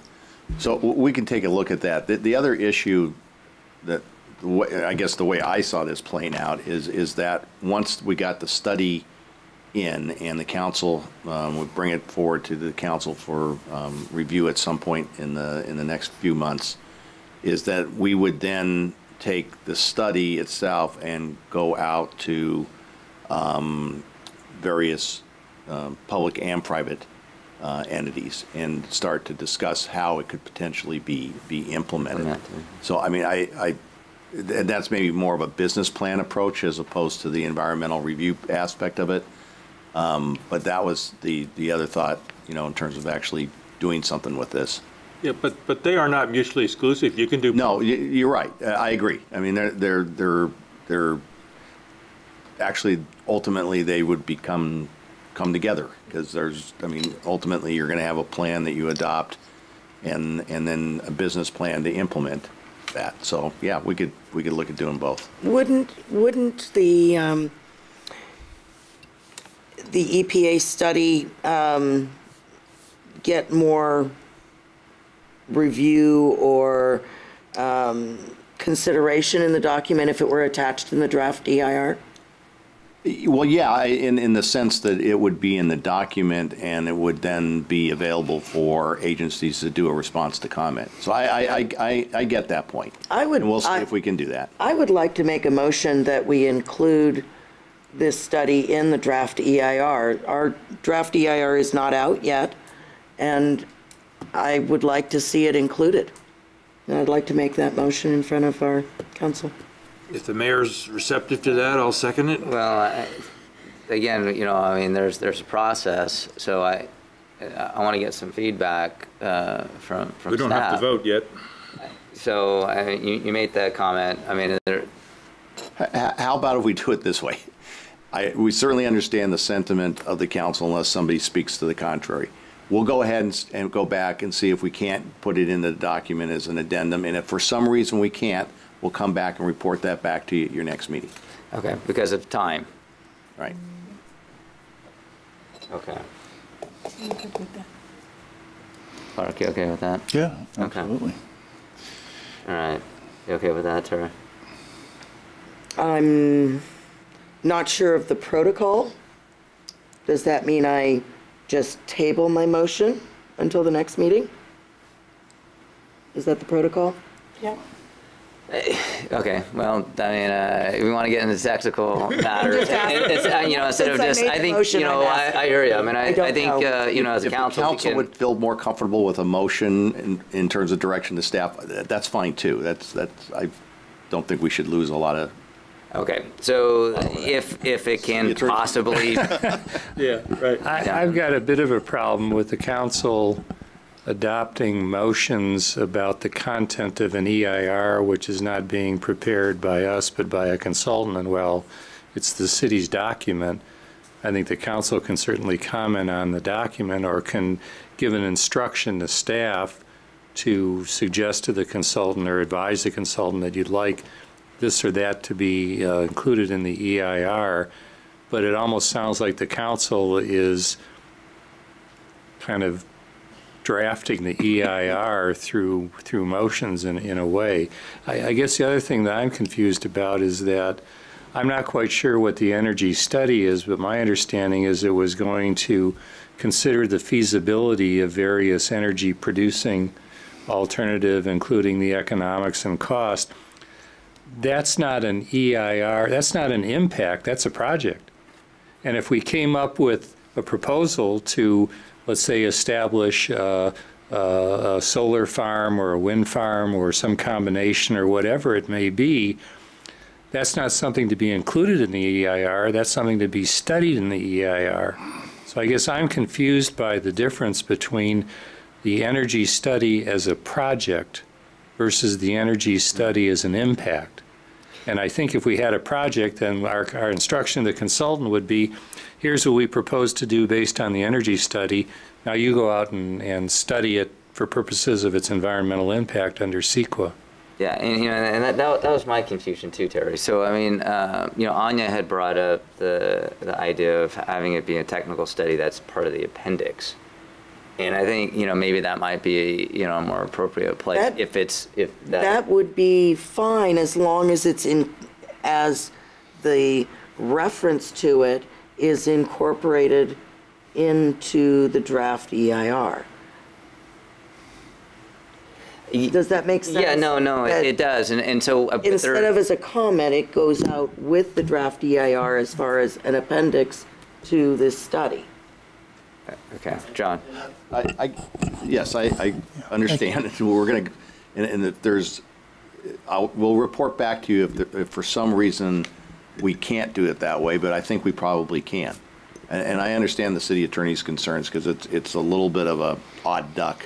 Because it's really more, it's going to inform more of a project than it is the environmental review. But nonetheless, I think we can still put it as an appendix, and that way, if there are agencies that want to comment on it through this process, it'll be there for them to do so.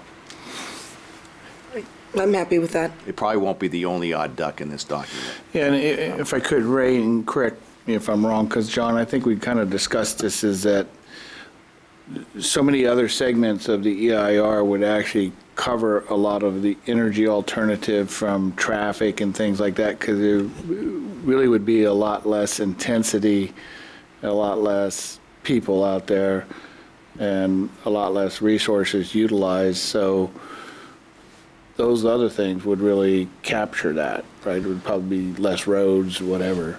And those things will be addressed in, again, it's part of what the alternatives analysis will demonstrate, that order of magnitude and that level of impact relative to any one of the alternatives that's considered. So that information will all be out in the public document for the council's ultimate consideration.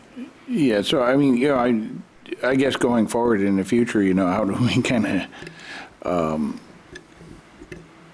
lessen the impact of our citizens, especially the Kriebel folks that feel like they're getting shortchanged here, that to kind of give that sensitivity, when we do some document, and you know what I mean, going forward, because this isn't the first time we've visited this. No, yeah.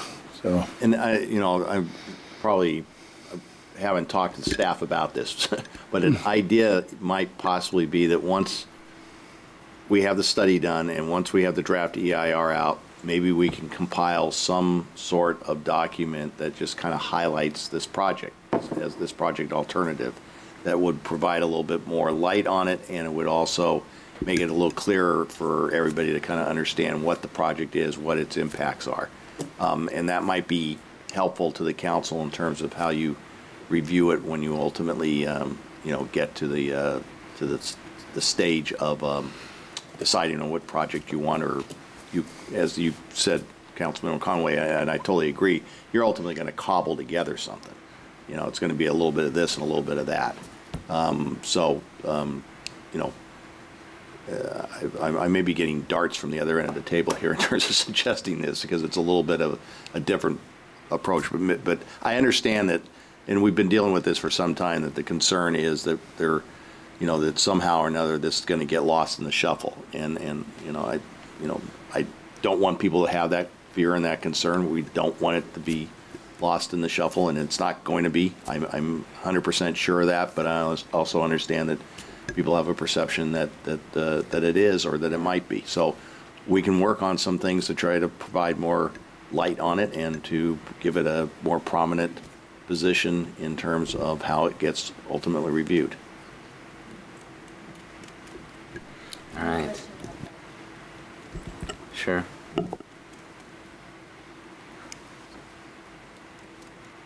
If we did that outside of the context of the draft EIR, would it still fall under all of the CEQA requirements and subject to all of the CEQA considerations down the road? Based on the CEQA training that we were taught, I'm thinking it wouldn't be, because it wouldn't be part of the EIR. If I could, Clay, the EIR will address that alternative. So I think what Clay's talking about is a compilation of information that might, again, and EIR is, given the length of it and the sort of the bulk, it's not going to be necessarily maybe the easiest read for anybody to extract any particular alternative out. So the idea, I think, of putting that together in a simple form, it's going to be analyzed in the EIR. I think we've made that very clear. And there's no need to do separate analysis later, or that somehow it's going to be ignored. It's part of the EIR as it's scoped, as it's written.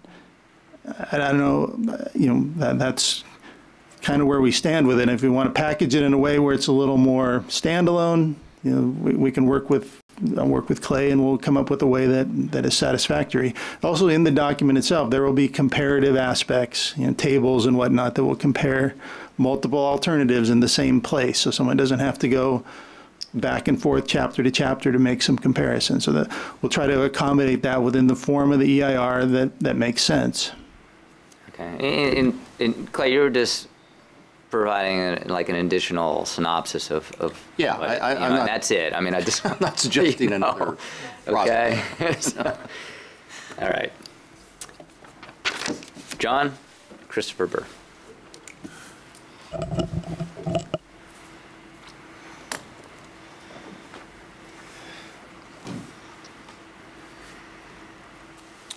Thank you, Mr. Mayor, Honorable City Council. My name is John Christopher Burr, and I'm proud to be a lifelong resident of Brisbane. Looking at this, I'm inclined to recommend that perhaps you ought to get rid of this current EIR consultant and bring in a new one completely, because it appears they don't even recognize that the public under CEQA has a preferred privileged position. And this has been said by the California Supreme Court interpreting the California Environmental Quality Act innumerable times. The public has a privileged position in the CEQA process.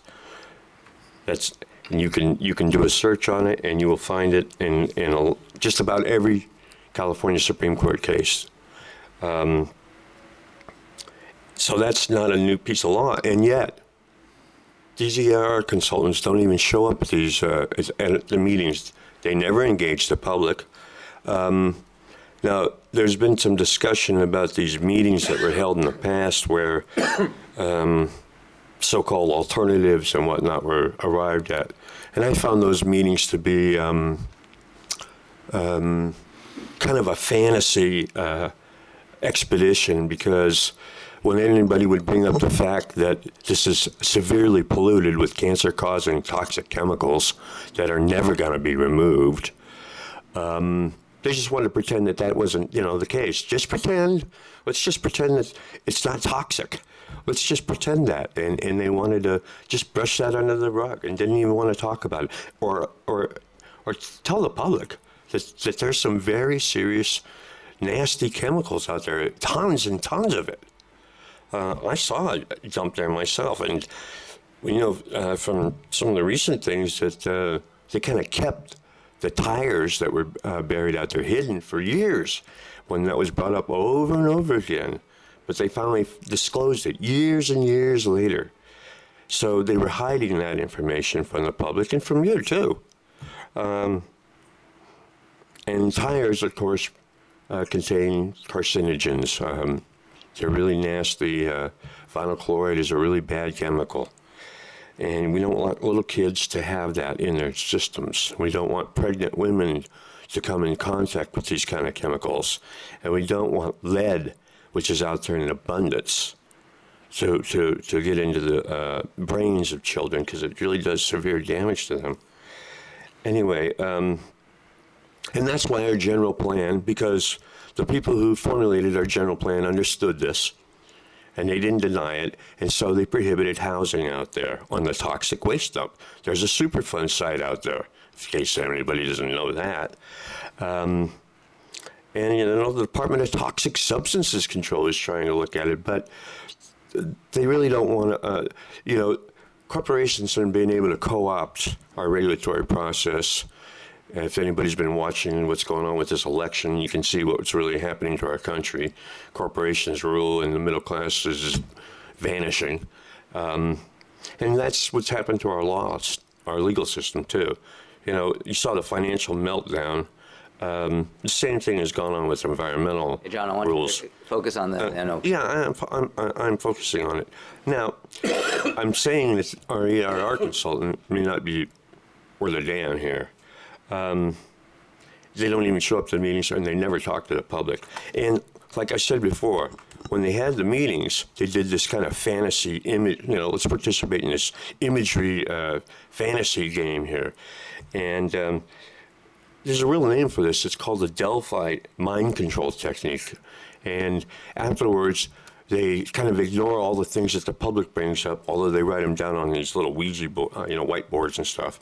And then they ignore it, and then they tell the public, this is your plan. Just like here, where they said that this was first they said it was the community's preferred alternative for 8 million square feet, which was never, ever brought up at those meetings.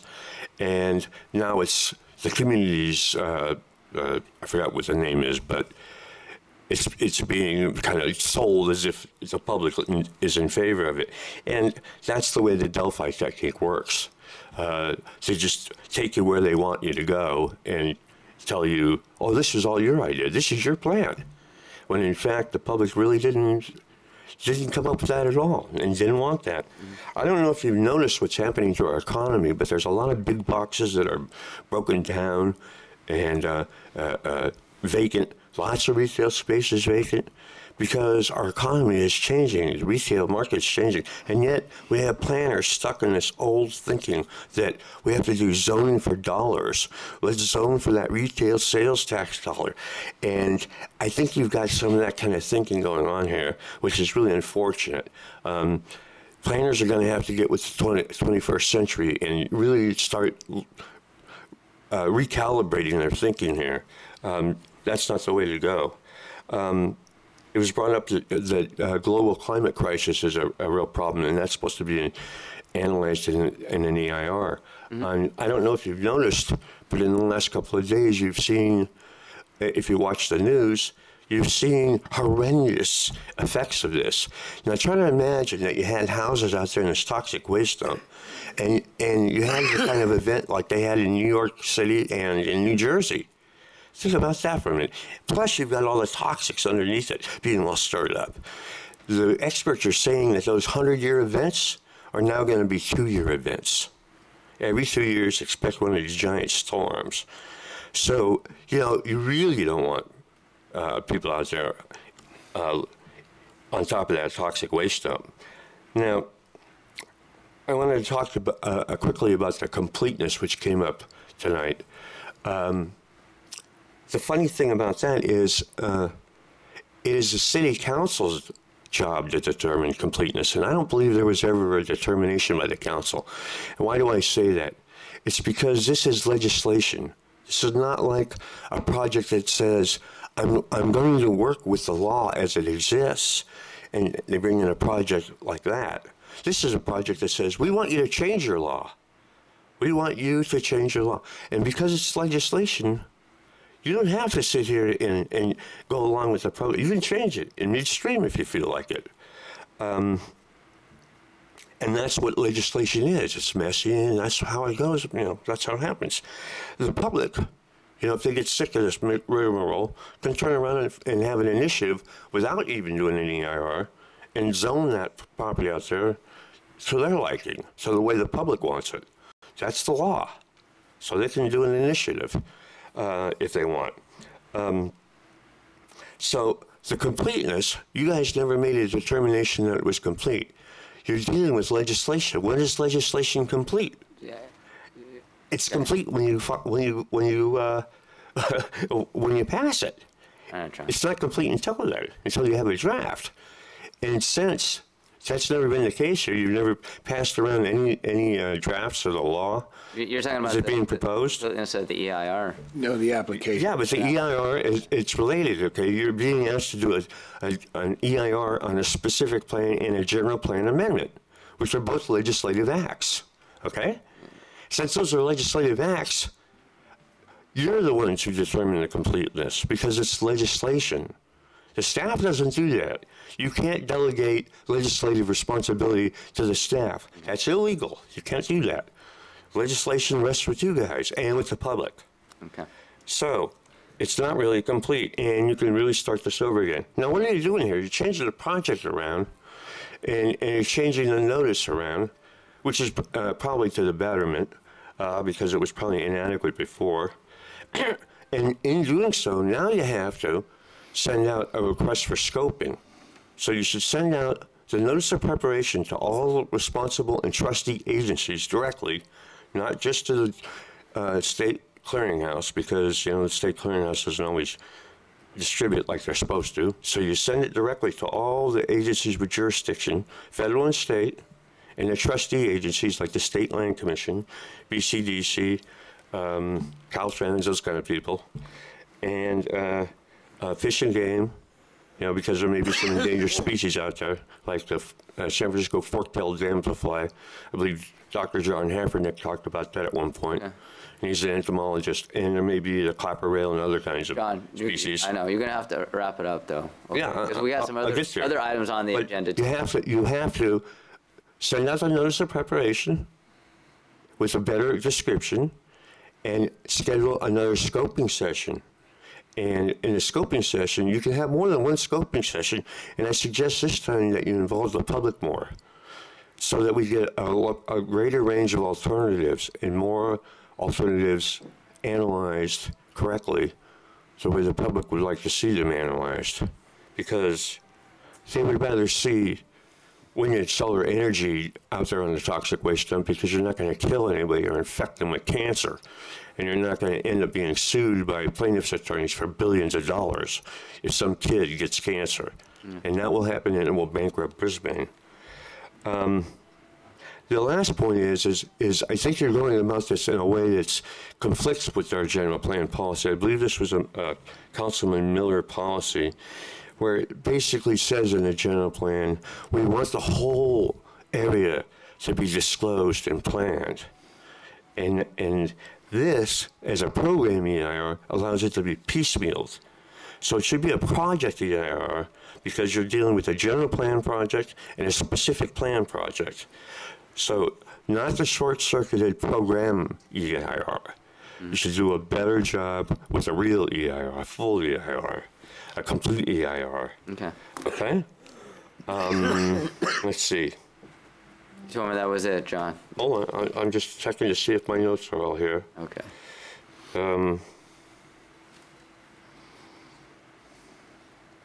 Yeah, and of course, what Contact is asking for is for you guys to override the law that was passed by the public. They're asking you to ignore us, right off the top. I don't think they really ought to be doing that. And this process, the way it's been set up so far too, really leaves something to be desired. Again, the public is supposed to have a privileged position. And that's also true in the planning process. All this stuff with this EIR has been taking place behind closed doors.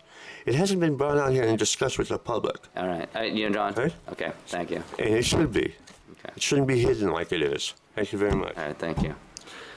Okay. All right, so those were all the notes that I got in regards to the NOP.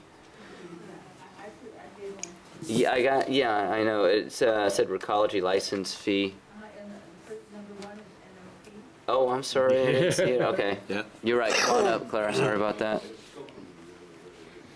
Did you want the city attorney to address some of the stuff that John brought up, or you want to let Clara speak first? Let Clara speak first. Okay. We'll remember. I want to thank all the staff because every time I ask a question, everyone's very nice and helpful. And having said that, I think all of us come at any subject matter with a perspective. It's natural. Whatever our position is or our background is, we have a perspective. And we also are looking to meet our immediate needs, whatever that is. So those principles apply to all of us, including the staff. And so I'd go back to what Ray said at the beginning of this discussion, about the terms of agreement and how it's phrased. Because I think that it is something that should be done, is you should say what you mean and mean what you say. Because your immediate needs are the only way this information is going to be applied. Think of a future lawsuit. It's like you want to have every piece of paper that you sign to be a piece of paper that reflects what you mean. And that's why I would ask you to take the advice of one of your colleagues and the other people who have spoken and revise the NOP for better language so that you actually are meaning what you say in relation to the terms agreement. And my second item is the level of analysis. Now, I have asked about this issue on the renewable energy alternative, and I was told that and maybe I misunderstood the answer, but I was told that it was not to the same level of analysis of detail as the others. And I think there are explicit messages and implicit messages. And I agree with everyone who's spoken that the implicit messages, which are like where you place something and the fact that you work on the same level of detail, that message is that this alternative is not that important, really, and we're not really likely to choose it. And I'm not really sure if anybody meant that sincerely, but I think it's there. And for that reason, and because I'd like to see it, I not only want an adequate level of analysis, I'd like the same level of analysis, the same degree of detail as given to the other alternatives. I think that would then all the messages would be the same, that this is being taken seriously and it is a possible path that you might follow. And I thought that the UPC, and this is maybe just something I dreamed up, but that UPC had agreed to consider or include some acreage within one of its alternatives for alternative energy. Mm-hmm. And yet that's not mentioned in the alternatives here. I don't know why, but it just isn't. At least it's not in the description that I have. And I'd also like to ask about in the NOP and in the analysis of the renewable energy, that the toxicity of the materials used in solar panels or wind generators should also be considered. In other words, you want to have this honest in all directions so that you get really a very good picture of what you're doing. And I know you're all trying to do that. And it's an interesting evening. I learned some things this evening. I appreciate the opportunity to speak. Thank you. Thank you, Clara. All right. No, I'm going to ask staff some of the questions that you had brought up. Very quick. I just want to remind the council that the public also wanted 50% open space. That was the target. That was the goal set in the general plan too, I believe, someplace on the line. I don't know if it was a general plan, but I think that was from the input from the community. 25%. 25, yeah, at least 25%. I think it was the, yeah. Okay, so a couple of things that John brought up, privilege, position, and completion of the application. So if you can just address those 2 points, and if there's any other questions that council members wrote down. I think the alternatives are generally given, similar weight, but certainly the intentions of the public are of prime importance to the council. It's kind of self-evident, but completeness, I've addressed that already, and I'll simply say again, the issue of completeness arises from the Permit Streamlining Act. And what that says is that you've got 30 days to determine whether an application... You know what? Let him speak, please. Whether an application is complete for purposes of processing. That doesn't mean you're done with it. That doesn't mean you won't make subsequent changes to it. We made that determination, I think, literally years ago. There was even a public hearing conducted by the council on the issue of completeness. And at that point, there was a determination, the application, we had enough information to go forward with the processing. And that processing has included assembling the information to start the EIR. And that's where we are at this point.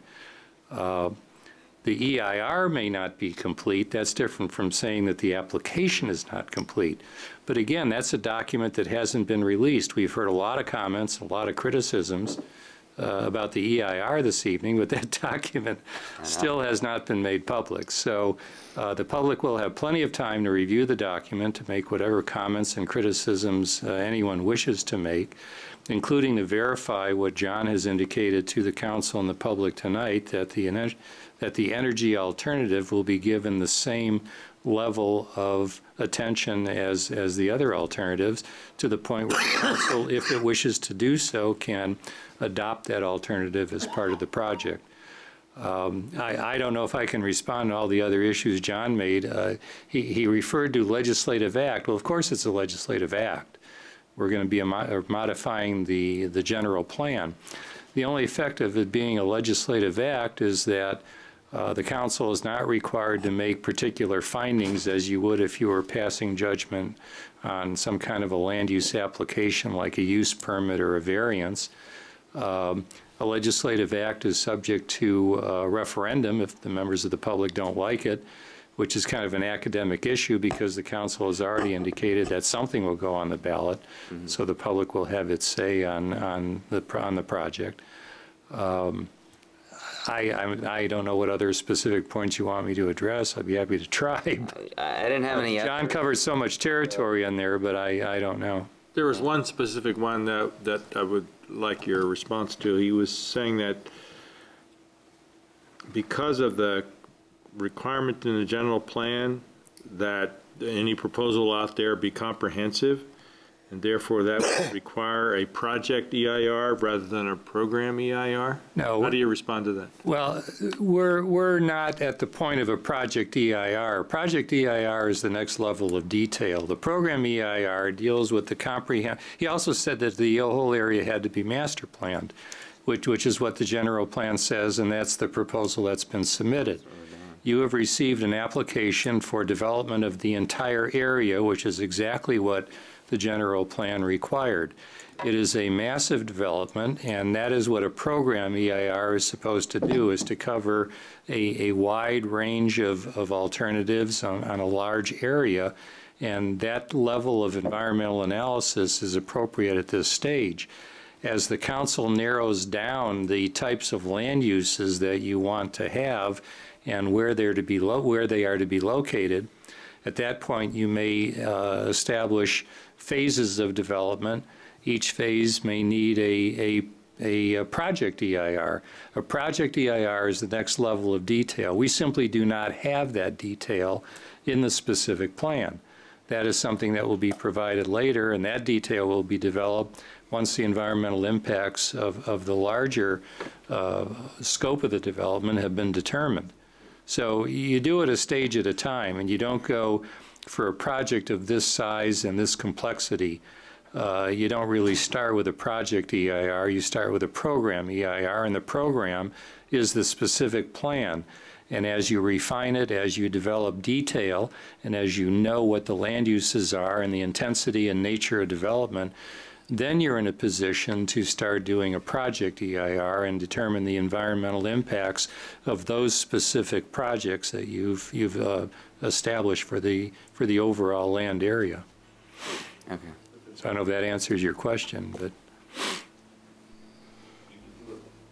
Okay. All right. And then Clara had mentioned, you know, that that all the projects have the same level of analysis. I know we kind of talked about that, but it was brought up, and you just kind of respond to that. Again, as we've talked about this evening, the EIR will contain a sufficient amount of information to make a judgment, a comparison between all the alternatives that are under consideration, as well as to provide the council the flexibility to move forward with approving whichever of the alternatives you may ultimately move forward with. Or parts of all. Parts, yes. Yeah, like Clark had mentioned. Okay, so. And she also had brought up about UPC had agreed to a certain amount of area for our alternative energy usage. And that's correct, and I'm not sure if it was in the paragraph synopsis, but it's in the table of information that's indicated within the table in the NOP. As I think it's 25 acres, I believe. Right. Okay, I know you're requesting you know, that we do a new scoping thing, but. Well, the consultant you had to teach the secret class gave out these little flyers. Gave out these little flyers that clearly show what the procedure is. NOP, scoping. You have to do a scoping session, so you need to call all the interested parties together and let them know. And we discuss the scope here, because things are being changed. And there may be new analysis that needs to be done. Okay. All right. Okay? Why don't you sit down? Why don't you sit down and I'll ask. It's right there in the regs in the law. So that question. They are. So you guys want to respond to that? I'll let Hal jump in, but it's my understanding that, well, we held probably 6 scoping meetings total, 2006, 2010. The revision for the updated NOP, we are not obligated by law to have a scoping meeting for the revised NOP. Okay. Yeah, I concur with that. And the NOP, again, I'll repeat, is an invitation for comment on the proposed EIR to be prepared and subjects that members of the public or other agencies feel should be included in the EIR. Now, that may result in further meetings with the consultant to scope out the content of the EIR. But as John pointed out, there were numerous scoping sessions before we even got to that point. And legally, there's no further official scoping session that we need to have. But the consultant will take into account the comments that are received from the council, from members of the public, and from other agencies in determining the content of the EIR in response to the notice of preparation. Okay. Now, I don't have that document in front of me that John is showing. And apparently he's saying it came from the consultant that did the workshops. And so so if you could just kind of get some information about what that consultant is referring to is they're talking. Go ahead, they're talking about the general CEQA process, and yes, if you're doing an EIR, there's scoping meetings. Yes, you release the NOP, have a scoping meeting. Again, we're talking about a circumstance with the revised NOP, and if you look on that, it doesn't speak to revised NOP. It's speaking about for a new project. Okay. And one other point, the scoping session is usually to determine what subjects are to be included in the EIR, and as we've indicated before, this EIR will include every subject listed in CEQA with one exception, and that one exception is agricultural because there's no farmland out there. But other than that, this EIR will cover all of the various subjects that are included in CEQA, and that's the normal purpose of a scoping session. So we've scoped it about as broadly as you can scope it, I think. Can I ask one quick question, please? Sure. On the revised NOP, it says that written comments should be directed to John Swicky and gives the address here.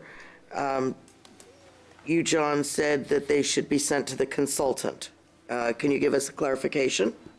If I said they need to be sent to the consultant, I misspoke. They need to go to that address. They need to go to the city. There's an EIR address or my email address, either one. Okay. If I misspoke, I apologize. Okay.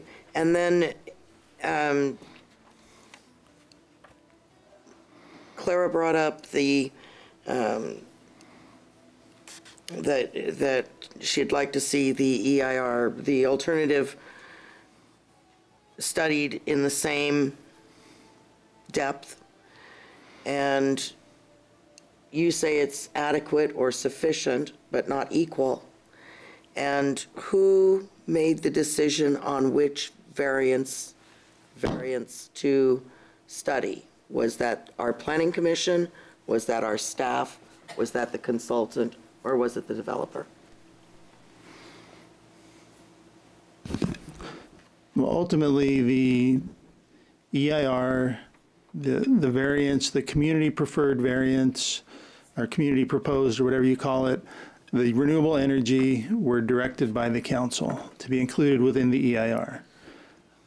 The action that actually perfected the level, I guess, of analysis, if, you know, parsing whether it was the same or equal or sufficient, was in a, basically the contract that was approved with the EIR consultant, which laid out very clearly what kind of analysis was going to occur within the EIR scope. So that was kind of the document that actually specified that. The council directed the alternatives and what was going to be studied. The contract is what specified the methodology or the level of detail. And the contract was initiated by the city? The contract was drafted by the consultant, approved by the city. So it was the consultant's idea to put the energy alternative down at the bottom? I would say the normal procedure in CEQA is to study one alternative, one project, and then everything else as an EIR alternative at a, again, that's sufficient but lesser level of detail. That's the normal practice. And one alternative had already gotten bumped up to a higher level of detail. There was no specific direction as part of that contract that they were going to be studying other alternatives, multiple alternatives at that same level of detail. And that's the contract that was executed. But then we ended up with 4 at that level of detail. Which was specified in that contract, the variance and the 2 alternatives and the variance, yes. Okay, thank you. Yeah. Can I throw a curve? Yeah. Actually, a number of years ago, I did bring up the to have farming studied and using raised bedded farming, and I just would really kind of like to bring that up again. It's in the sustainability. Yeah, I mean, yeah, and that's why I'm looking at you guys from a sustainability point of view, because that really does fall under. Absolutely. Sustainability. You know, so. I know that eventually there'll be some kind of study on that. John. Okay. Just so I could clarify that, you're talking about a land use, correct? An ag land use. Right, it'd be raised bed farming. Sure, sure. The EIR, the context in which farming is, it all is based on this classification of the soil from a state perspective, that it's not considered prime farmland. So that's basically where the environmental impact on farming comes from. Are you converting farmland to a non-farming use? So in that context, that's why the impact is. All right, just. Okay. Yes, absolutely. I think we will. No, you know what? No. No, I said no. There's someone down in the audience that wants to speak, so I want you to sit, please. Ms. Detmer? Sit, John. Really, it's 9:51, and we haven't even gotten to. I know, I hear you. No. That's okay, you haven't been here. Sure you will, Linda. I'm kind of new at all this and coming in late in the game. My name is Linda Detmer. I'm a resident of Brisbane, and I've been here most of my life, raised my children in this town, and plan to stay here. I've also been a real estate broker for quite a while and in the real estate business for 36 years. So I have a belief that property owners should have a lot of rights with their property to, you know, change it, make money, develop, do what they need to do in order to sustain their life. Mm-hmm. But in this case, the question that keeps coming up for me is disclosure. And this is where I think I may have missed something along the way. Didn't these people that bought this property, UPC, know that they were buying a toxic dump? And that they, John referred to it as a Superfund site. I've been doing some research. It's also called a brownfield cleanup site. And I've read the EPA report on cleaning up and the arguments against building. I also read through a 57-page report on the adequacy of investigation remediation of the Brisbane Baylands and the UPC property done by a Dr. Lee and a Dr. Lee for BBCAG, which is incredible to me that anyone would even consider putting housing out there, that anybody would even consider using that land without completely remediating it, completely removing what we don't know. I mean, part of the report says that some of the chemicals that are there that are unknowns could mix with other chemicals that are knowns and create a completely different carcinogen or something that is awful. At this point, I wouldn't want my grandchild to play baseball out there on a capped field. And NOAA recently said that every 13 years now, with the weather changes, we can expect a possible tsunami in that area, and the leaching of the water and the contaminants, if they're not removed, you know, creates huge problems for the Baylands and for anybody that's out there. And I more and more am attracted to the idea of renewable energy on that property, maybe some warehousing,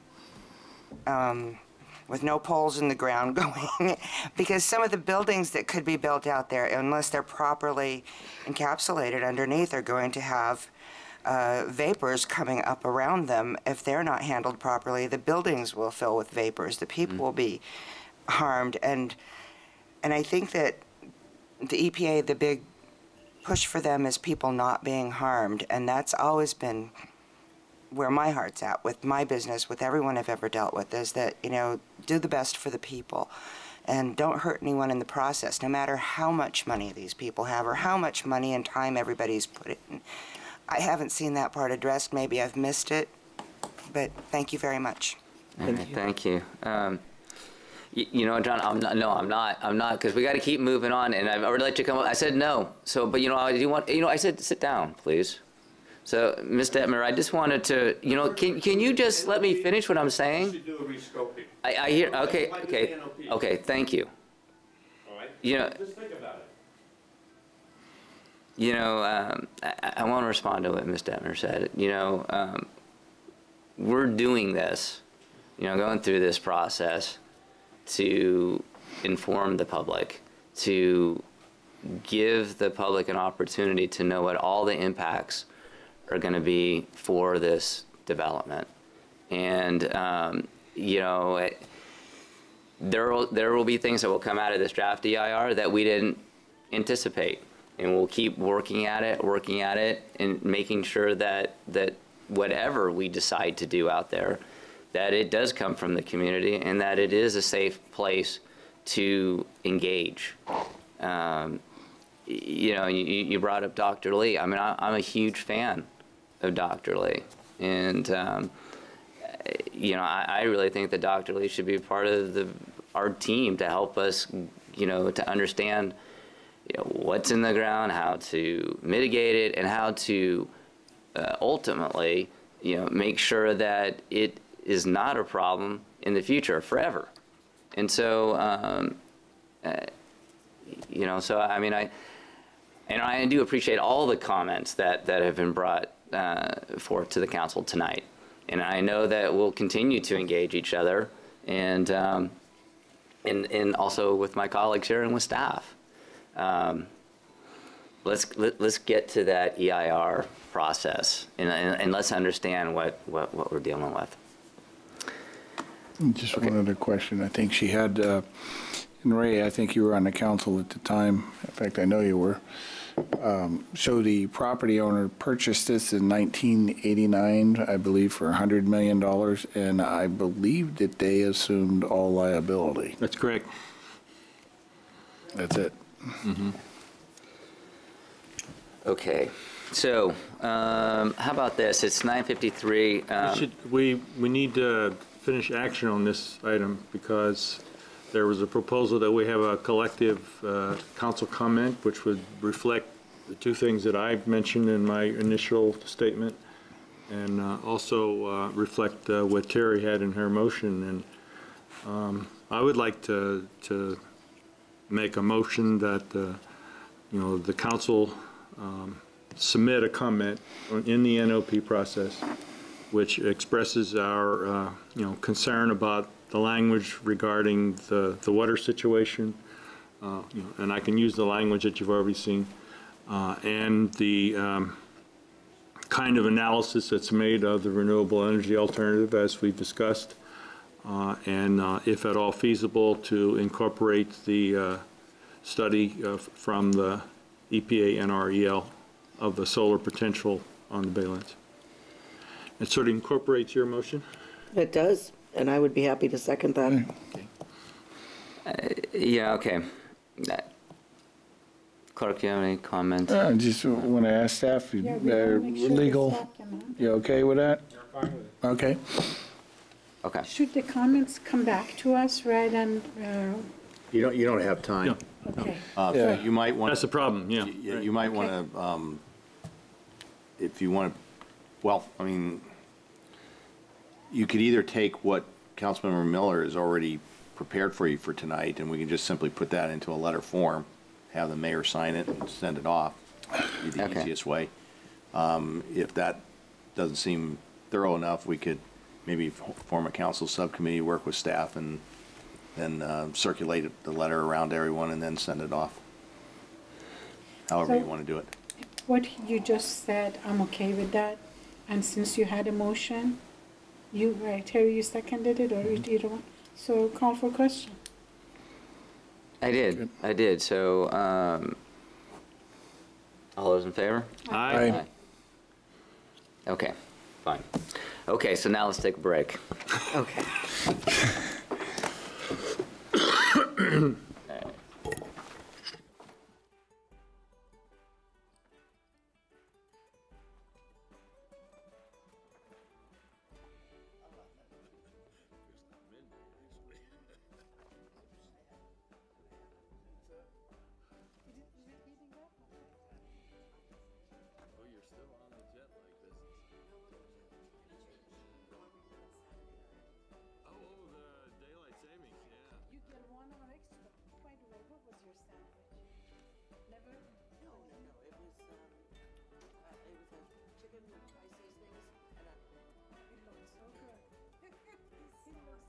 I haven't had